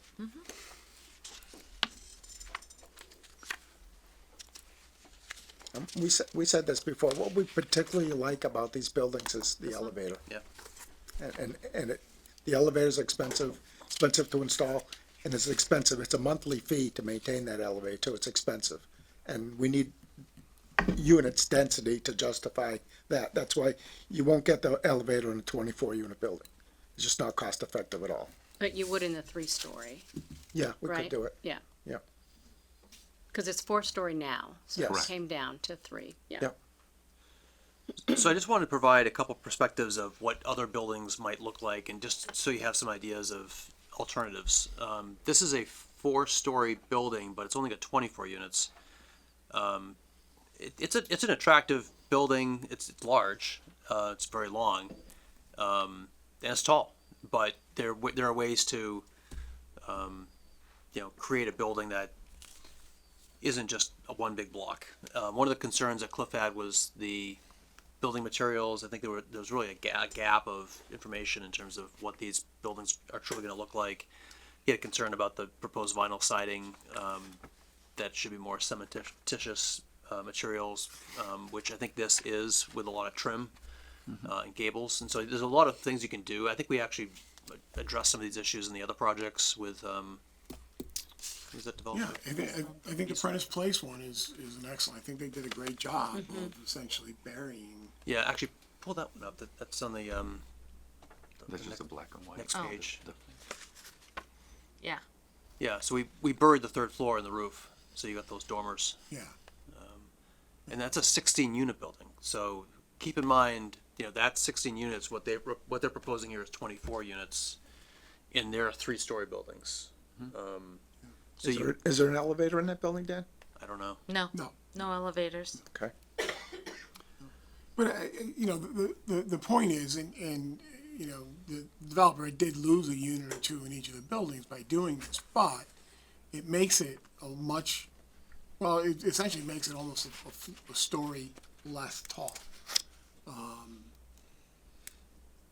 So I like the way they did that. I think they did a good job, with those buildings, and those are very visible buildings, but I think they look fine. And that's what we've been asking for, but regardless, That's a nice looking building, and that provides things that we don't have, but we provide things that it's a different concept. Well, what do you provide that this doesn't have Elevator, in your other 24 unit buildings? no. No, but this is meant as a comparison to your 24 unit buildings. Okay, we didn't realize Oh, that. okay. although something similar could be done with the big building as well.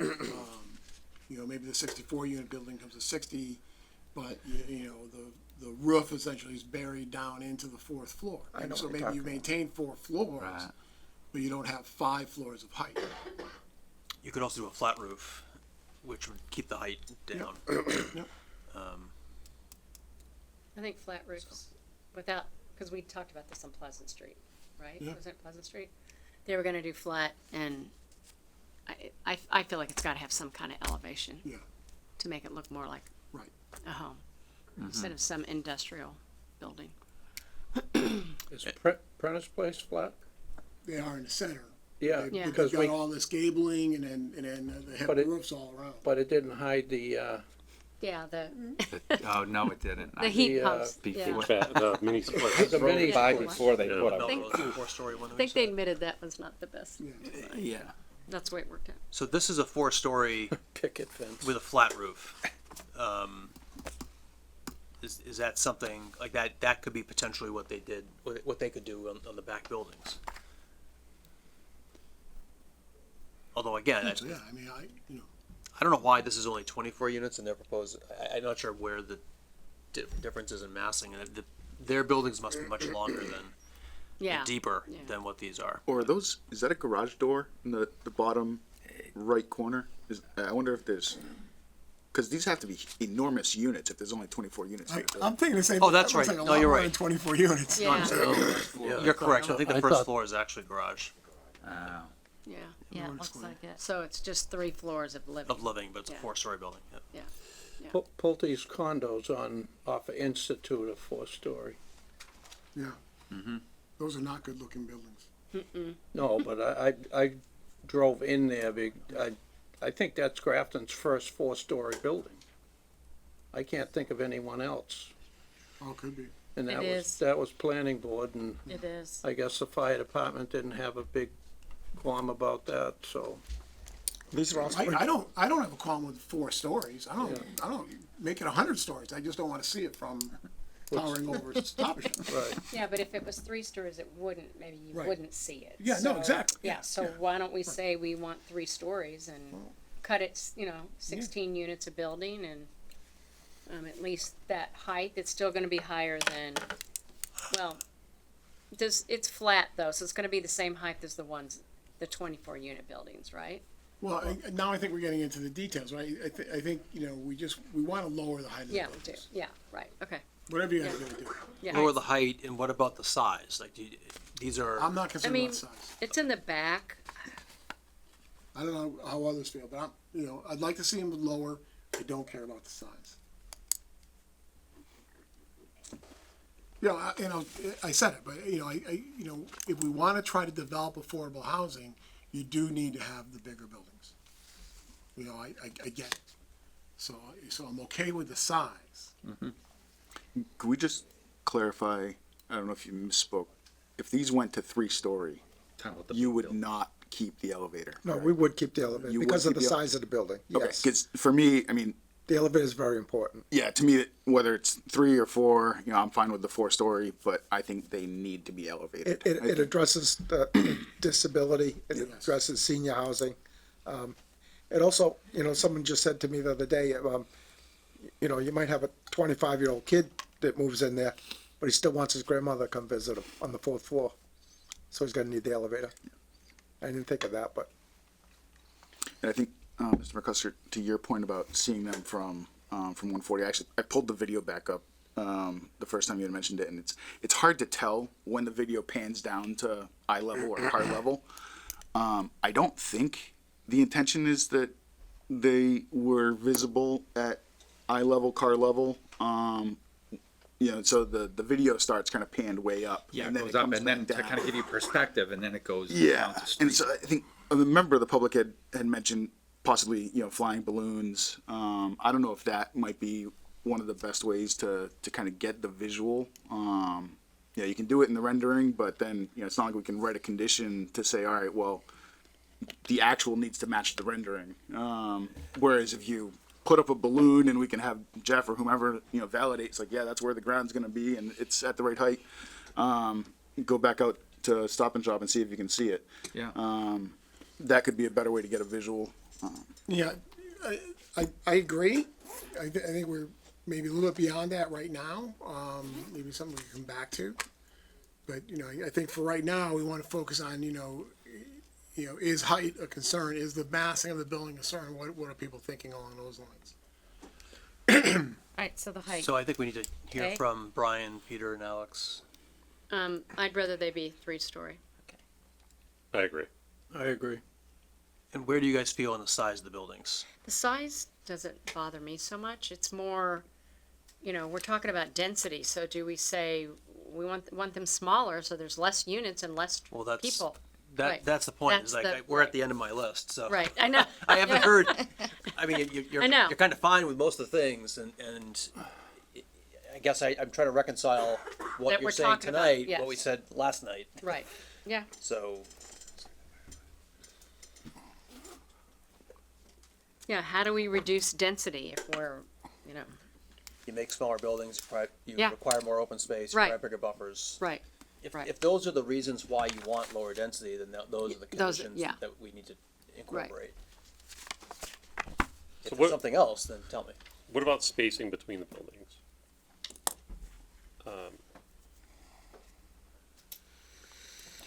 Is that something we can, I mean, I guess we can condition that, but,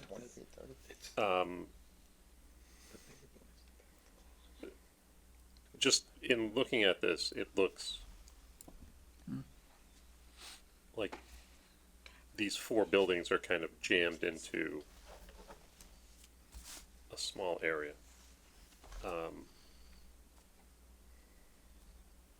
And I'm not sure the best way to Well, you can't articulate that. increase the spacing without losing a building, right? I mean, there's nowhere else to move them. Mhm. So, I think this kind of falls under the umbrella of intensity of use. Like, is there too much in a small space? Whereas, Bill Yeomans used to say, you know, are you putting 10 pounds of potatoes in a 5-pound sack? Right? Yeah, and I think that so- that's, I think, a good way of explaining my concern. That there's, it basically looks like there's one building too many in that central area. This Me whole with that. site is just stuffed. Couldn't fit much more in there. You're talking about the 24 unit buildings? Everything, the whole site. What if the 64 unit buildings were cut down to 2 24 unit buildings? Like what's in front of them, and make it just more similar building type instead of the 2 big ones? Are the 24 unit buildings 3-story? Correct. Yes.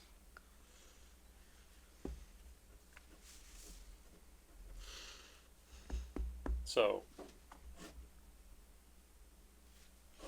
I don't know, what I think, I mean, I don't like that there's 4 buildings kind of jammed together, but then the buildings, what are the now 64 unit buildings?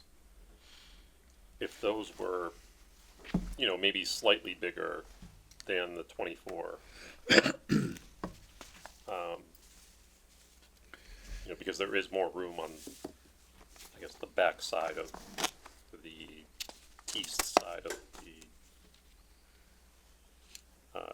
development. But I don't know, I think that would help with, in my mind, the, I'm trying not to use the word density, maybe it's intensity, to steal Dan's word. Let me try and help, and I'm not doing this to be argumentative, but seriously, what's wrong with what's there? What is it that is wrong that you don't like? And I don't want to put words in your mouth, but I think it's that there's just too much. Yeah. So then the answer is get rid of something. Yeah. Looks like buildings, Right? I mean, buildings 3 and 4 are the closest, right? Or is that just an optical illusion? They're what? Are buildings 3 and 4 the closest of the inner quad? And do you know how far apart they are? They look the same. Oh, You're talking about those two. The northernmost and then the northeastern. Those two. These 2. These are 3 and 4. Yeah. Here. Yeah. I don't know if he's seeing what you're seeing, but yeah, 3 and 4. Yeah. Do you know how Those, close those no, are? That walkway's 5 feet, so maybe it's, 20, 25 feet. yeah.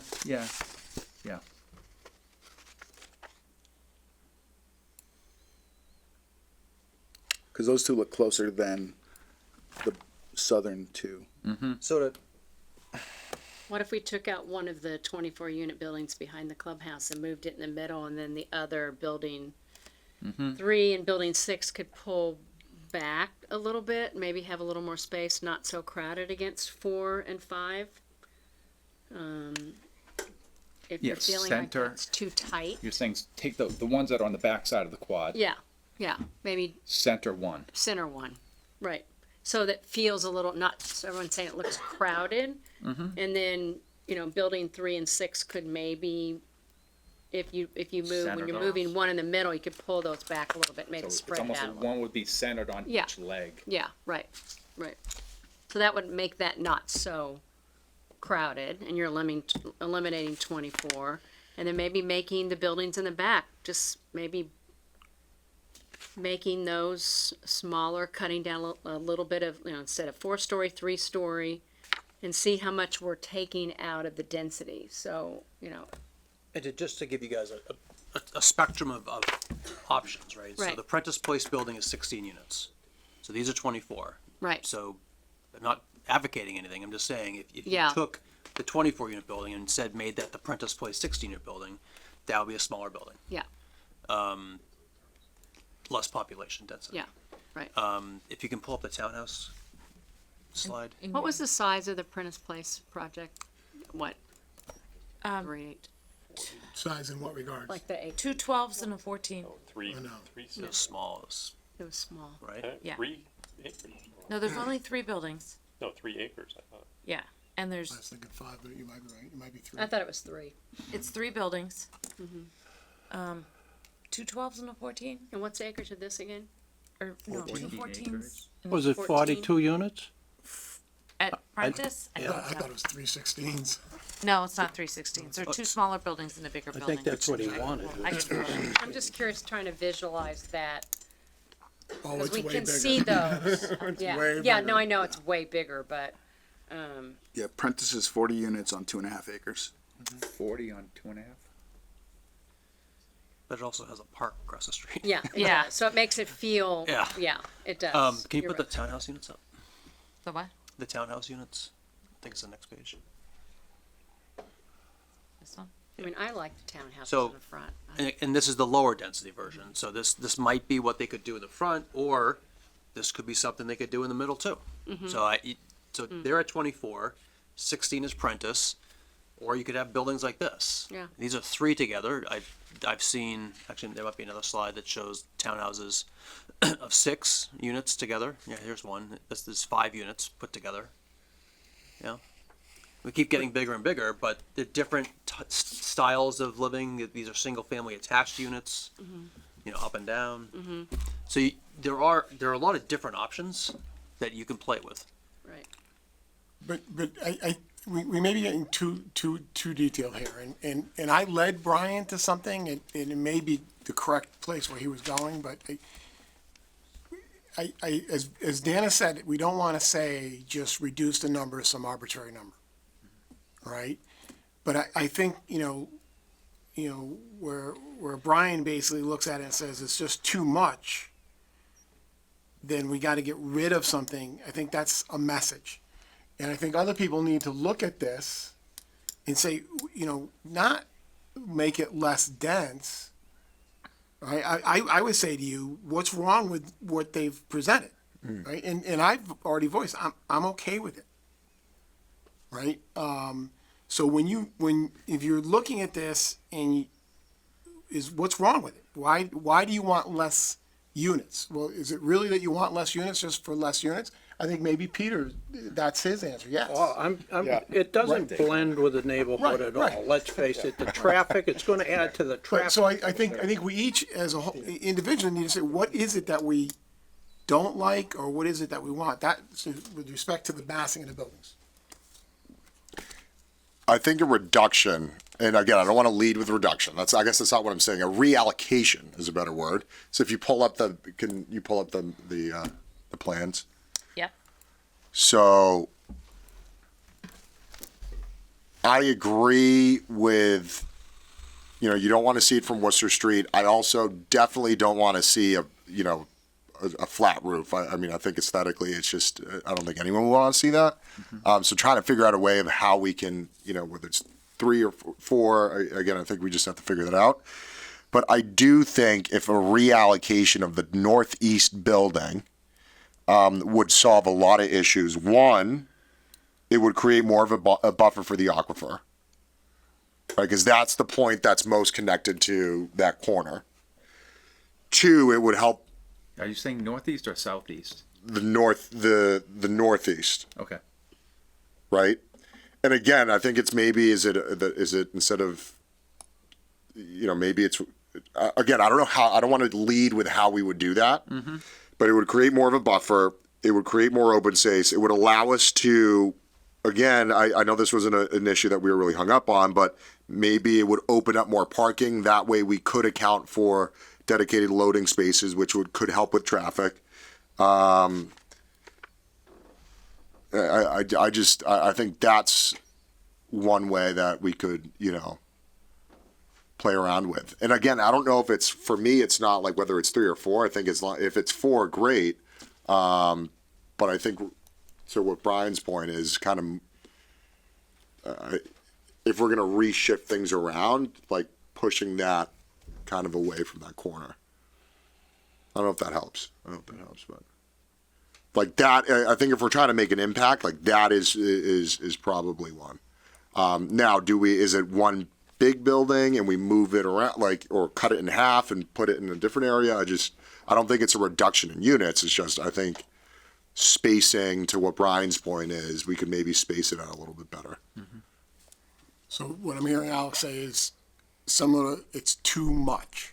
Like that is specifically that corner is, I feel like if we could find a way to break that up, I think it would do us better. Based on the aquifer, based on just conversation about open space, based on, just overall parking, it would open up, I think there's perhaps an area we can improve it. One of the reasons why the plan looks more crowded is that we have a 14-acre site, but we've maintained this 200-foot buffer from that's the east side, right? Yeah. From the east side, so that, we have all that open space there as a buffer between the aquifer and the wells and the endangered species and everything, so Yeah. it's all virgin area, that this plan doesn't really look like it gives us credit for it, but Yeah. we've done that. Yeah, where that dashed line is behind the Yeah. too big, that's a 200-foot swath that we're not touching. So, There's a lot of space there that we're not building on, we're not touching. right. Yeah. But to your point, Like- I'd just like to jump in and say, I think this has been one of the most productive meetings that we've had so far. And I'm saying that in a good way. And I think we have we're getting a lot of good direction. I think that we can have some of these workshops and tweak and twist, and we can bring some multiple options, and I think we're making some good headway here. And I'm hearing more tonight than I've heard, and in a good way. And I think we're making some good progress. But Now are we- you saying you haven't heard that Well, there was no, too much no, but I'm like, here? no, and I think we've said that in every meeting. yeah, but now we're getting like some More feedback. more feedbacks and some We're more. being specific. more And specific. I'm More trying. specific. Yeah, I'm I trying to be think- I think it's- complimentary. I'm not. We're being I'm more not. specific. Yeah, and Yeah, we're being being more more specific. specific. Yeah. Instead of just saying it's too dense, it's too dense, you're giving us rationale for it. Right, right. And so I think we're coming a long way, and we are hearing a lot, like Alex's point of view, Kay, you, Brian. I think we're coming a long way, and now my wheels are turning with how can we address these things, and I'm taking what Kay's saying and saying, okay, now I'm getting some ideas of how we can twist and turn and reduce and create some more open space, etc. So I think just to kind of follow up on what Bill was saying, I think that approach is the right, he's posing the right question, right? Like, this is too much, but now the next question is, well, what is Right. the appropriate level of intensity of use? If we're not talking about the density and the number of units per se, we're really talking about the intensity of the use of the site. If this is too much, then what is the right balance? And I think I need that, these guys need it, I feel because like, and the way you accomplish that is shrinking buildings or eliminating buildings. Right. So, perfect example, you could just get rid of building number one. I mean, you said reallocate, but you could just say get rid of it, and then you've opened up a whole swath of land for recreation, Parking, whatever. It's less intense. You don't need all that parking that's there. You have less impervious surface. I don't know if that's the answer, but I think Yeah. that's what we need to know is like, I think intensity and density, to me, I mean, you're gonna intensity is gonna reduce, it's gonna reduce density. It's the number of people going into this complex. So, yeah, which is an issue for traffic. yes, yep, yep. Like removing one of the buildings behind the clubhouse, instead of having two, have one. Yeah, maybe take out building one. Would you do that? Would you take out building one? We think And- we're losing a lot by doing Building four? that. By losing a big elevated building. We think that's it's kind of important. What if you just made them smaller? Still had 3 or 4 stories, but just made them not so big as Dan's saying. To where it felt more like a We community. we appreciate your feedback. We like to look at everything as a whole and try to give and take your comments, look at it as a whole. adjust. We're willing to do Yeah. that. There's a couple different, from hearing different things, there's 3 or 4 things that I'm And we may collaborate ourselves and come up with a better idea and present that to you at the workshop meeting and maybe get some positive feedback. Yeah, so I think the takeaway with this part of the discussion is something needs to go, yeah. Less, right? I think less buildings. something needs to go, and it's not Townhouse 10. Yeah. We're not just I like where you're Townhouse going, 10. Bill. A lot of something. Yes, I think that's kind of the takeaway. Does anyone else have other comments as far as the density or, not the density, the massing, the buildings, the layout here? No, I think to Kay's point though, if you eliminate a building or, reduce the size of the large buildings, it creates a lot more, Oh, absolutely. Yeah. the ability to do a lot more Yeah. with this small. Oh, yeah, I So mean, land. if building one was gone, then you can spread stuff out or, Have a bigger playground, a bigger dog park, Yep. a tot playground, I don't know. yep. I think to try to pull a handful of comments together, I think if we got comfortable with the height and whether or not the 4-story building is visible from Worcester Street or not, if it isn't, then I would almost suggest, if it's possible to keep the 2 larger buildings 4-story, keep 2 of them, make them shorter so that we can shrink away from both the retention basin and on the southern part of the site, get further away from the zone 1. Yeah. We could kind of almost keep the relationship to each other in the middle, but I'm hearing concerns about height if you can see it from Worcester Street. I'm hearing concerns about, being too close to the retention basin. We've talked about being too close to the zone 1. I think if we maybe make those, 12 units per floor instead of 16, to shrink the width a little bit, to come away from the top of the site, come away from the bottom of the site.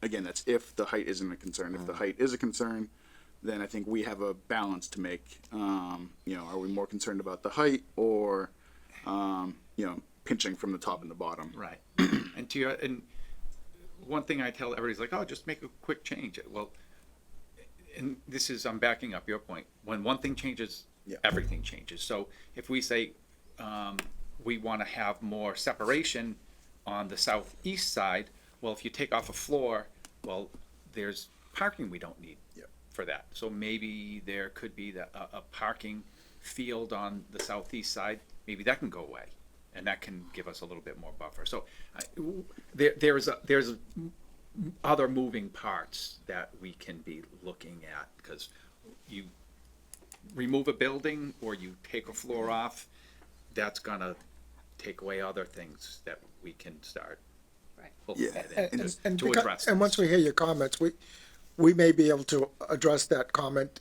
doing something different that's more palatable to us and Yeah. still address your concerns. And speaking of parking, another thing that I was thinking of, when Mr. McHugh was talking about, removing or significantly moving building 1, is that's the building with the subsurface parking. And I have a feeling that was done because of the topography of the site. is. And so if that works for building 1, but wouldn't work in building 2, obviously if we got rid of a whole building, then we don't need as much parking anyway. But that was a consideration I had about, either keeping building 1 or shifting instead of eliminating it, is that I think that subsurface parking was an attractive feature. That actually, if I was moving there, that's where I would move. Yeah. And yeah, like to your point, I think in one of the first rounds, that was a comment, I think from Jeff Walsh, because there was, to make that one a slab on grade, there was a lot of, that's the grade drops down. There was a lot of structure fill. And we said, okay, how can we make this work with the site, drop it down, add additional parking, get, covered parking. So that was actually, that worked out well, but, and it is an attractive. Yeah, we could have addressed that in a different way with retaining walls and bring the fill, but we really like the idea of that garage going down there and provide that, it's another level of, it's a more expensive building to build, but it's very desirable. So that was our That was our take on That was our take on that. Is that the only place on the site where you could do sub garage? Yeah. It's the best spot Because for it, there's the yes. right- Yeah, and you have, obviously you have to get there. So you have to drive down, you need a route to Yeah. get down there. That's not too steep, Yeah, you know. yeah, true. Was Like there a a consensus on the townhouses in the front? I'm sorry? Was there a Well, I don't consensus? think we've really discussed it. Okay, So that's maybe a new line item. okay. So townhouses in the front, I'm okay with it. But I also would be okay with, a really nice wooded buffer in front as well. But I'm okay with the townhouses in front. I think I think it helps to make it blend in with the neighborhood. I like the way they look. Same here. Yeah, I don't necessarily like the single units. I just think they look sort of out of place. But I do like the other, the You mean duplex. 10 and 1? Yeah. Those two? Yeah. Well, in our other developments, we've done the garages there, and that has really helped a lot with bringing the size down the building, and those townhouses do the exact same thing, so I think it really does work well One of here, yours? as far as concerned about the massing of the big building, they're 600 feet off the road, right, John? The big ones, yeah. Yeah, so you got those townhouses in the front, I don't think you can see over those, it's really, Yeah. I think that, and even Sorry. Cliff commented Yeah, on that was that, Cliff's that he liked that. comment with the layering. Scroll up. Yeah. Are there any other issues that we haven't talked about that you consider to be a showstopper? Well, I said at the last meeting that I would not vote to approve this project unless there's a condition that the intersection at Yes, Worcester Street is, Yep, I think Complete we're all in with that already. agreement on that. Yeah. Yep, absolutely. Peter, how did you feel about the townhouses? I know you want. You want all townhouses. I know. He's a no on it. My opinion, get rid of them two big monsters at the rear and I'll keep the townhouses. so in terms of height of townhouses, this is an example of 2.5 stories, I guess? Yeah. That's kind of where you were at before, Yeah. right? It's 2.5. Yeah. Do they look like this, or is this kind of Yeah. similar to? Yes, I think we had Do we have a rendering of I what? think we do. yeah, you Yeah, showed we us did. those. Do you have But it? wait a minute, I thought, Can you wait, show it? I thought you just said you were lowering them from what you had. Well, we No, the initially had second 'em- Kept the version. same. we had them lower, and then we wanted to make sure that we had the wide enough Yeah, two-car garage. So we talked to the architect. Said, "Listen, we got to make." He said, "Well, I got to make them wider so that the stairwell going up works." But then he wanted to make sure the bedrooms worked, so he went up a floor for the other bedroom. right. And that's when we were rushing, trying to get everything that was, consistent. And we saw that at the 11th hour. Yeah. Same way, and we went, ooh, no, that's not what we want. So we reached out and said, keep the same width with the garages. You gotta come down.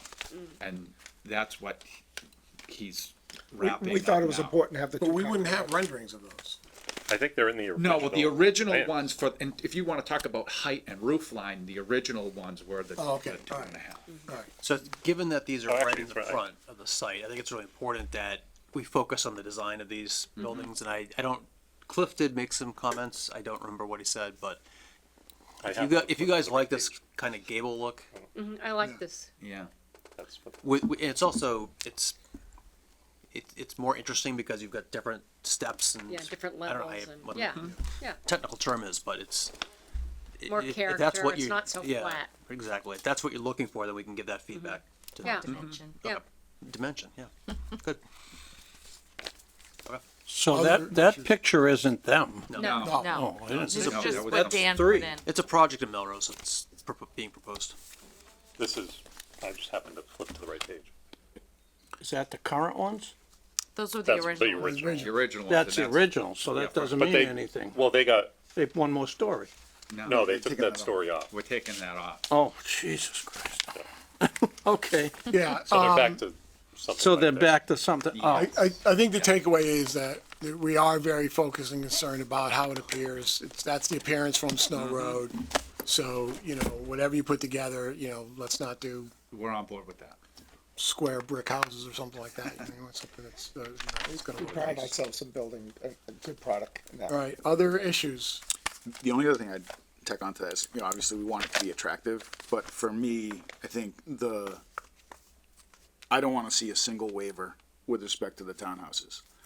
I want them to be the right height. I want them to fit in the neighborhood. So Right. I want them to fit just like a house that could be built, you know, obviously they're going to be duplexes or, you know, something like that. But outside of that, you know, I wouldn't want there to be a need. I want the setbacks to work. I want, you know, everything should make sense. Right. As if it was a house in that neighborhood.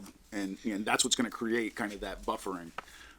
Make it feel like that's part of the neighborhood and part of, like, you know, any other house And down we the make street. sure that the front yard setback that's required in that zone, we're meeting the front yard setback. So it's not on top of the street. We have, it's set back a little bit. We have room for landscaping, walkways, plantings, et cetera. So we're with you.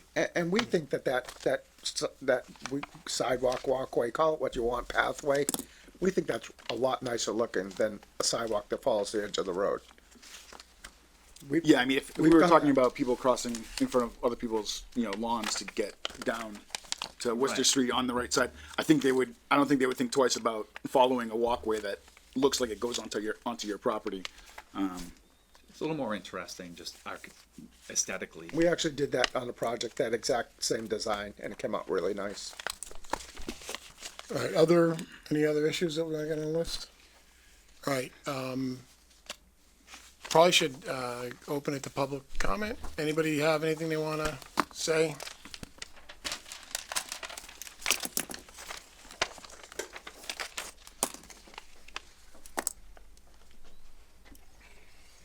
Robert Brian Bonner, 21 Snow Road. I had a quick question about these workshops that is being proposed. Is what we saw tonight a workshop?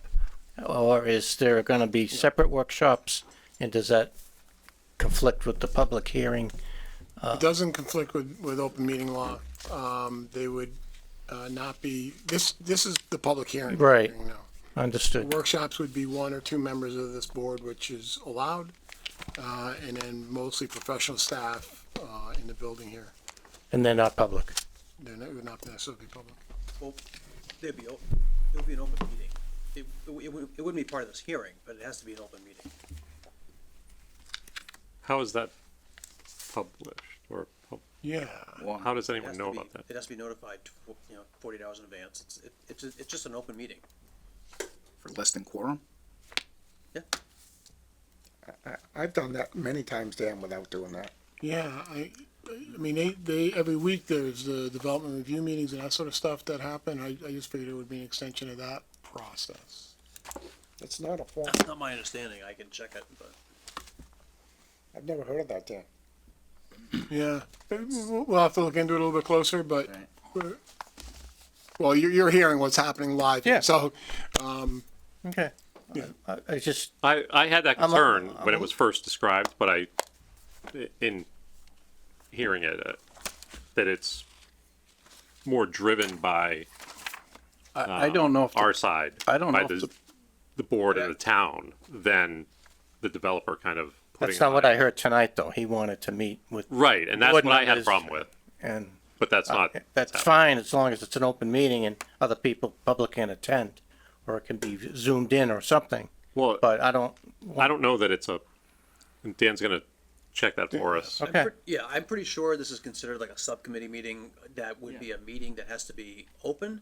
It doesn't mean that the public has a right to participate, and often Okay. they don't. It's not part of the hearing. But I'll just run it by town council. Yeah. They do this all the time. Chris Heap and Yep. your new firm. Tony. So. I wouldn't think the public could be denied. They could probably listen to it, but they can't comment. Correct. More than likely. Correct. And that's fine. Fine with me, anyway. Thank you. yeah, it's the notice piece of it that I've never necessarily seen happen. Excuse me? It's notice of it, as far as, does it have to be posted, Probably not. but average, I wouldn't think so, but. But then how could Let someone Dan- listen to it? Huh? How could someone listen to it if it's not? yeah. You mean, May not have to be It's not advertised, if they post, would have to be posted as a meeting on the board, that sort of stuff I don't think happens, like when they do the development review meetings here, and I don't think those are posted, I haven't gone to look, Is that a board or is it staff? that's staff, but so oftentimes staff- there's board members there, I mean, I've gone for projects that are impacted by, or, related to ZBA. I mean, if it's a staff-run meeting, it's a staff meeting. I think that's different from Yeah. what we're doing is basically creating a little subcommittee that's meeting. Yeah, So okay. I think that might be the distinction. Sure, but check. we'll make sure we do the right thing. Last thing I want is to be called in front of ethics or something. But in any event, at the next public hearing, there will be an update from what came out of that. So. All he's gotta do is call Katrina and ask him when this Right. subcommittee is meeting and if he's allowed to go into it. Yep. Right. Yeah. Yep. All right, was there somebody else who wanted to speak?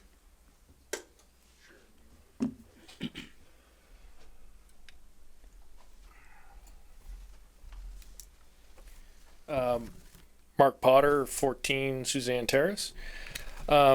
Just overall, I think some of the concerns that the board has brought to light here is something that us community members in the Suzanne Terrace and the Snow Road and Frankie Lane area have a concern about is density.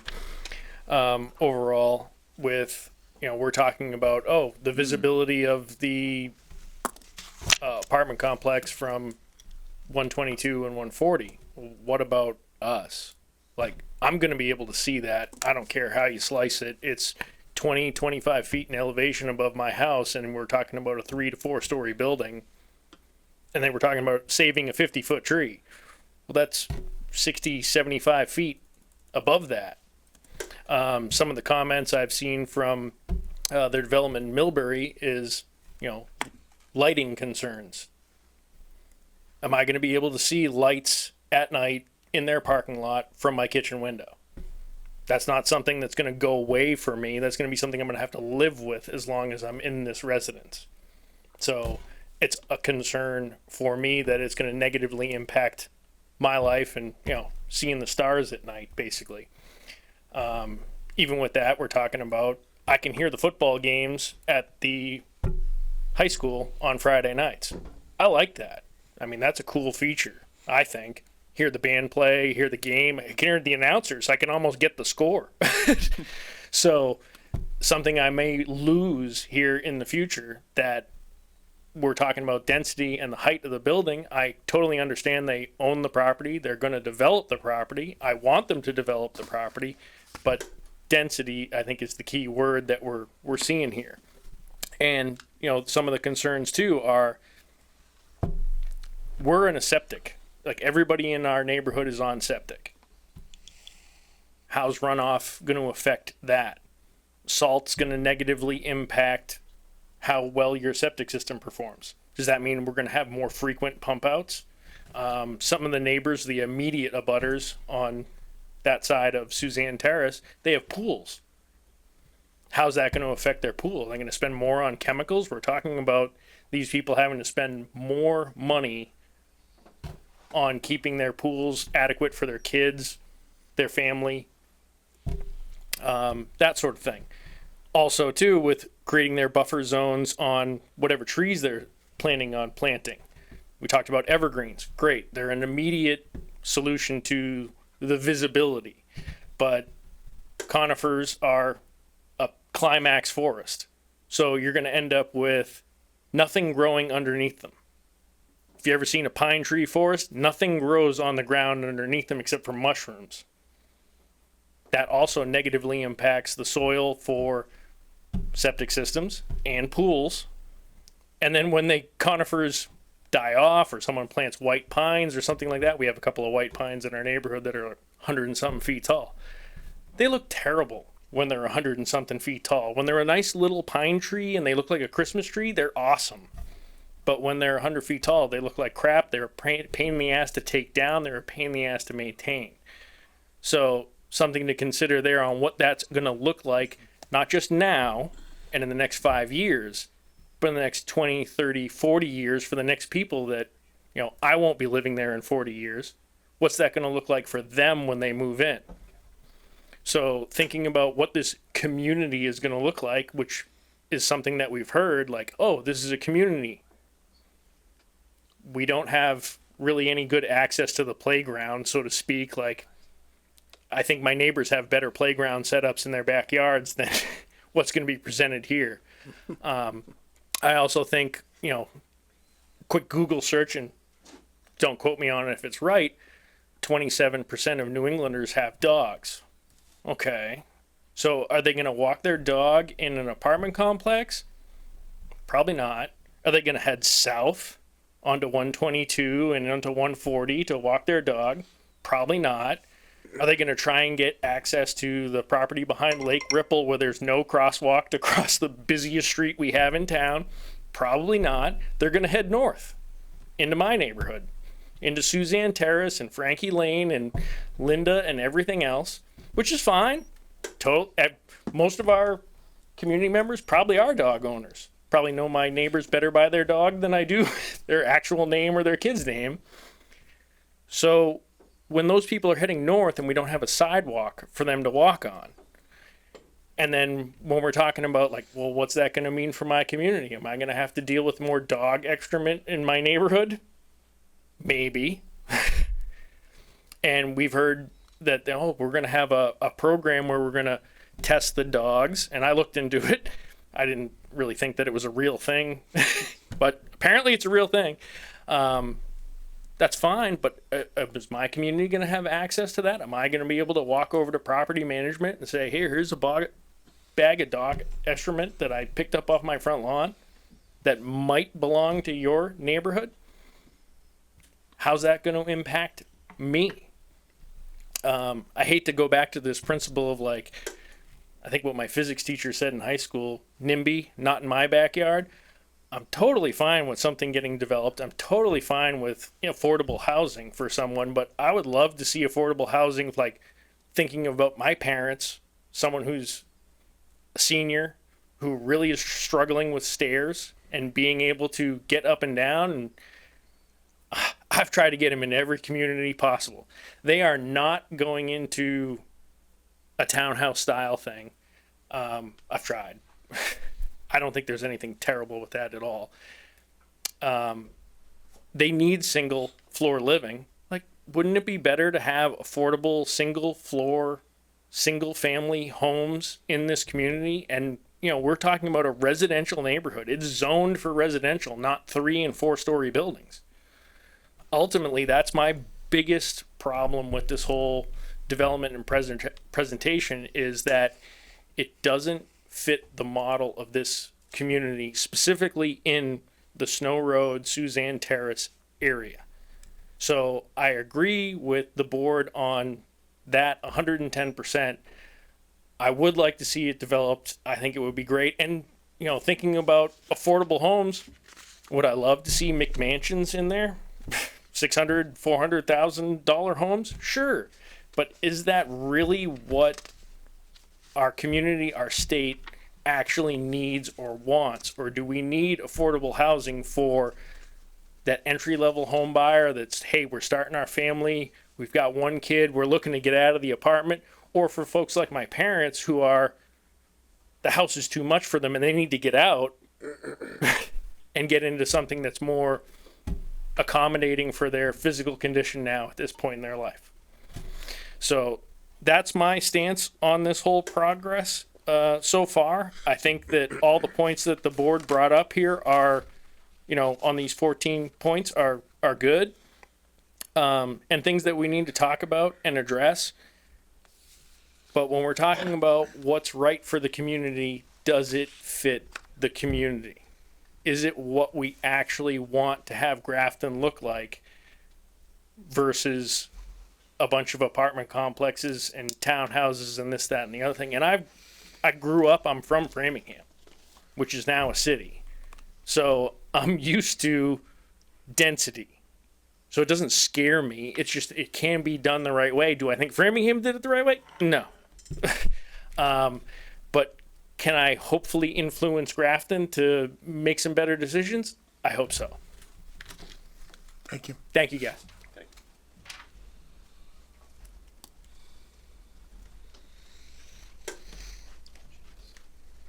Wendy Allen, 8 Frankie Lane.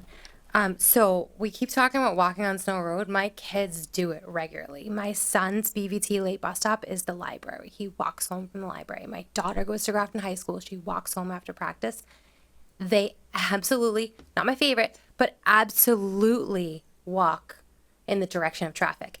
I honestly always see people walking in the direction of traffic. It might actually be how the road is like set up. You can actually see better on that side, but they absolutely walk on that side every single time. All the kids in my neighborhood, they walk down to CVS, they walk all regularly. They always walk on that same side of the road, both ways. Both ways, towards traffic and with traffic. That is how people walk on that road now, and that is how people will walk on that road. So just to set that one straight, that is exactly what's happening right now. Can we clarify, because he just said, or one of them just said 224 units, and then I feel like last time I said 236. Where are we right now? 234 apartment units. Oh, he's talking about the apartment units. Bicycle storage. For bicycle storage. Okay. Total units, 234 total, 234 is total with 10 townhouses. with the 10. So that was what was reduced to. Okay. That's included. So it's 234 is included. 224 plus 10. 244. No, 234 plus 10. Total of 234. Total. Okay. Okay. And then, so I'm a little bit confused about why can't we do density? Because isn't ZBA, isn't it about numbers? Because if it's zoned for 2 units per acres, that's 29 units. That's what it's zoned for. So why can't you guys come up with a number? Isn't that what zoning does? Isn't that actually what you do is the numbers? I might not be understanding, but it seems like if I read the bylaws, this many feet from the street, this many units allowed, isn't numbers what you guys do? So what, I mean, I get you don't want to direct builders. Is that what it is? You don't want to direct builders, or is it more that's what I can't wrap my head around. Why can't you just give a number? It's a really fair question.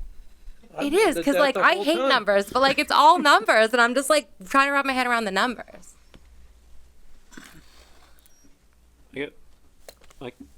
Try to answer. I could answer this easily if we weren't in safe harbor, right? And that's because 40B allows them to go, as high as they need to build, to have an affordable project, one that makes sense economically for them, right? So, but we're not necessarily in that situation now. So yeah, we could, but I think, if we're not careful, if we went with Peter's 15 houses, then essentially we're denying the project. And I don't necessarily know that we want to do that. I don't necessarily want to do that. I think the board would like to see something built. So I think it's more important to focus on what are the issues. Okay. And that's what we tried to do tonight, was focus more on the issues as opposed to just coming up with a number. Okay, so if we Because we say, could give them a number. We could say do 100 units. They could build something that's garbage. I mean, because worse there than- is a number. The number is 29, if I did Well, that. you're right. But then we want to encourage affordable housing, which I'm a huge fan of. So, okay, so that's where we kind of bend the numbers then, is basically the answer. But Anything we suggested would be really arbitrary. okay. Okay. All right, I'm good. Thank you. Thank you. Can I just ask her a question though? Yeah. On the issue of the people walking up and down Snow Road, were you suggesting that we shouldn't do a sidewalk? Oh, no, I definitely think a sidewalk would be Oh. amazing. That was one of my Okay. things in my very first letter, that I think it should go to Suzanne. But I just wanted to clarify, because people say they cross the road, they walk towards traffic. Oh. They do not on Snow Road. Maybe a couple people, but definitely not my kids, unfortunately. But honestly, I feel They're all like that walking on the side, south side, on the Well- project side. yes, both ways. On the street. But, and then they'll walk, They walk on the edge of Yeah. the grass, slash in the street. When cars come, they sort of move a little bit. We tend to just kind of go around them, because I mean, there's regularly people walking there all the time. So Did you say your son's BVT stop is at the library? his late bus stop, yeah, Oh, the late bus stop. Okay. yeah. It used to be at Stop and Shop, but now it's at the library. but whatever. He just walks from there. But his regular stop is closer. It's on Trail. Yeah, okay.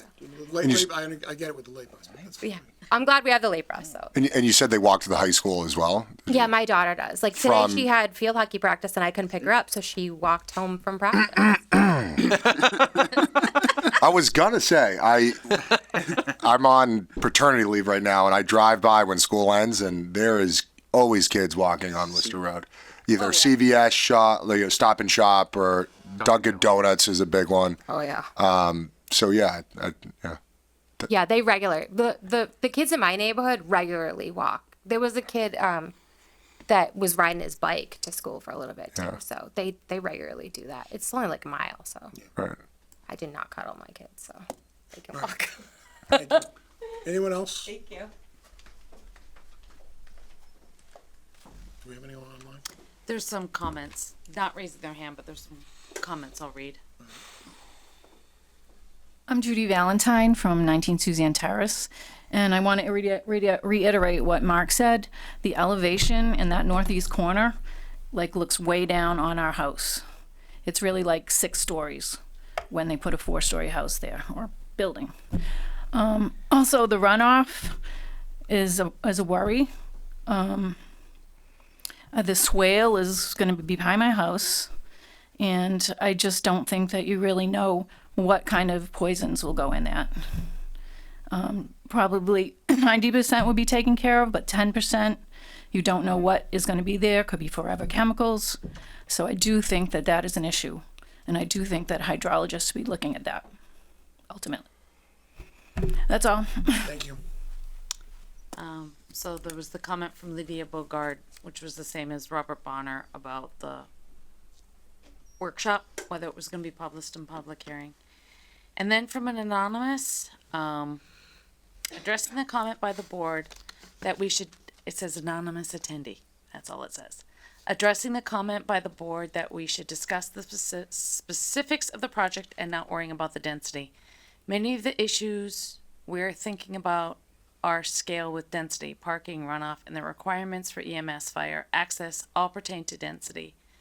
Load on infrastructure, water, sewer, traffic, scale with density. This is coming not from the perspective of a NIMBY. I am pro new housing, particularly affordable housing. The development should ideally integrate smoothly with the community. The direction to ignore density is perplexing.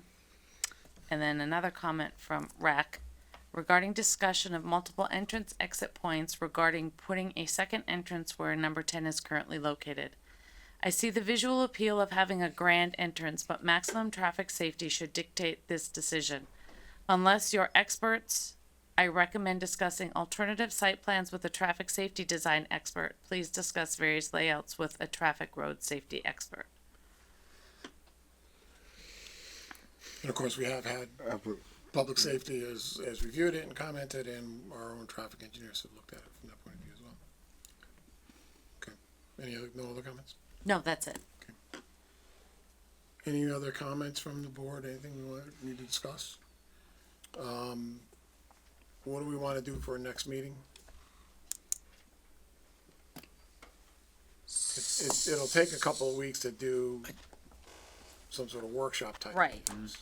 Kay's out till October 14th. till the 14th. Bill is gone on the 16th.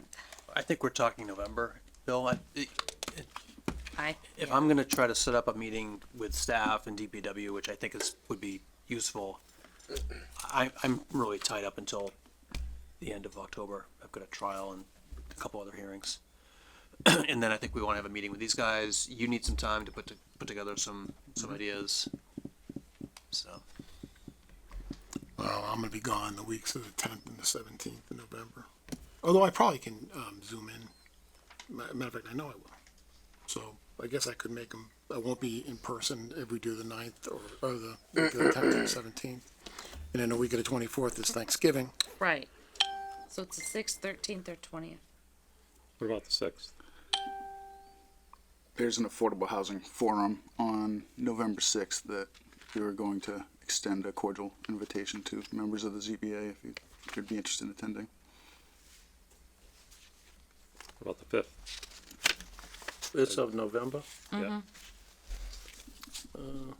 That feels a little early to me, but, Fifth is fine with me.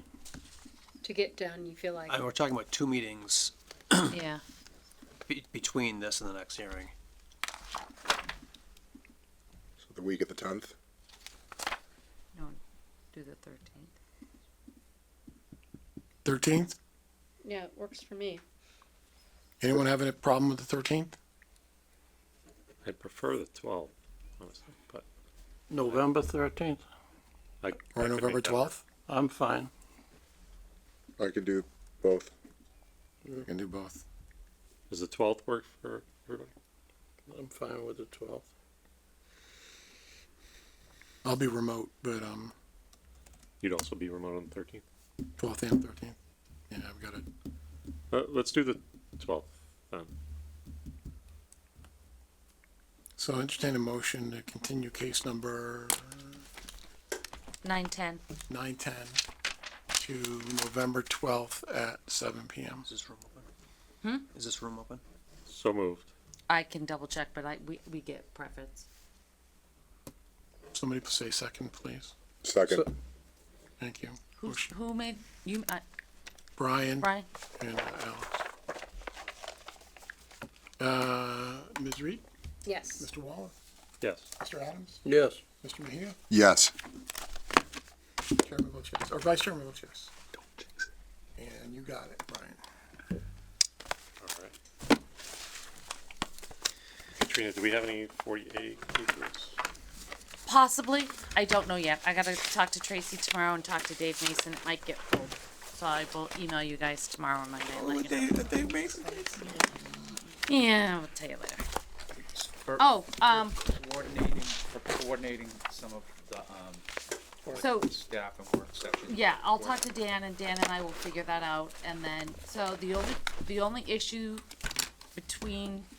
in October is the town planner cannot make it. She's getting married and she's out.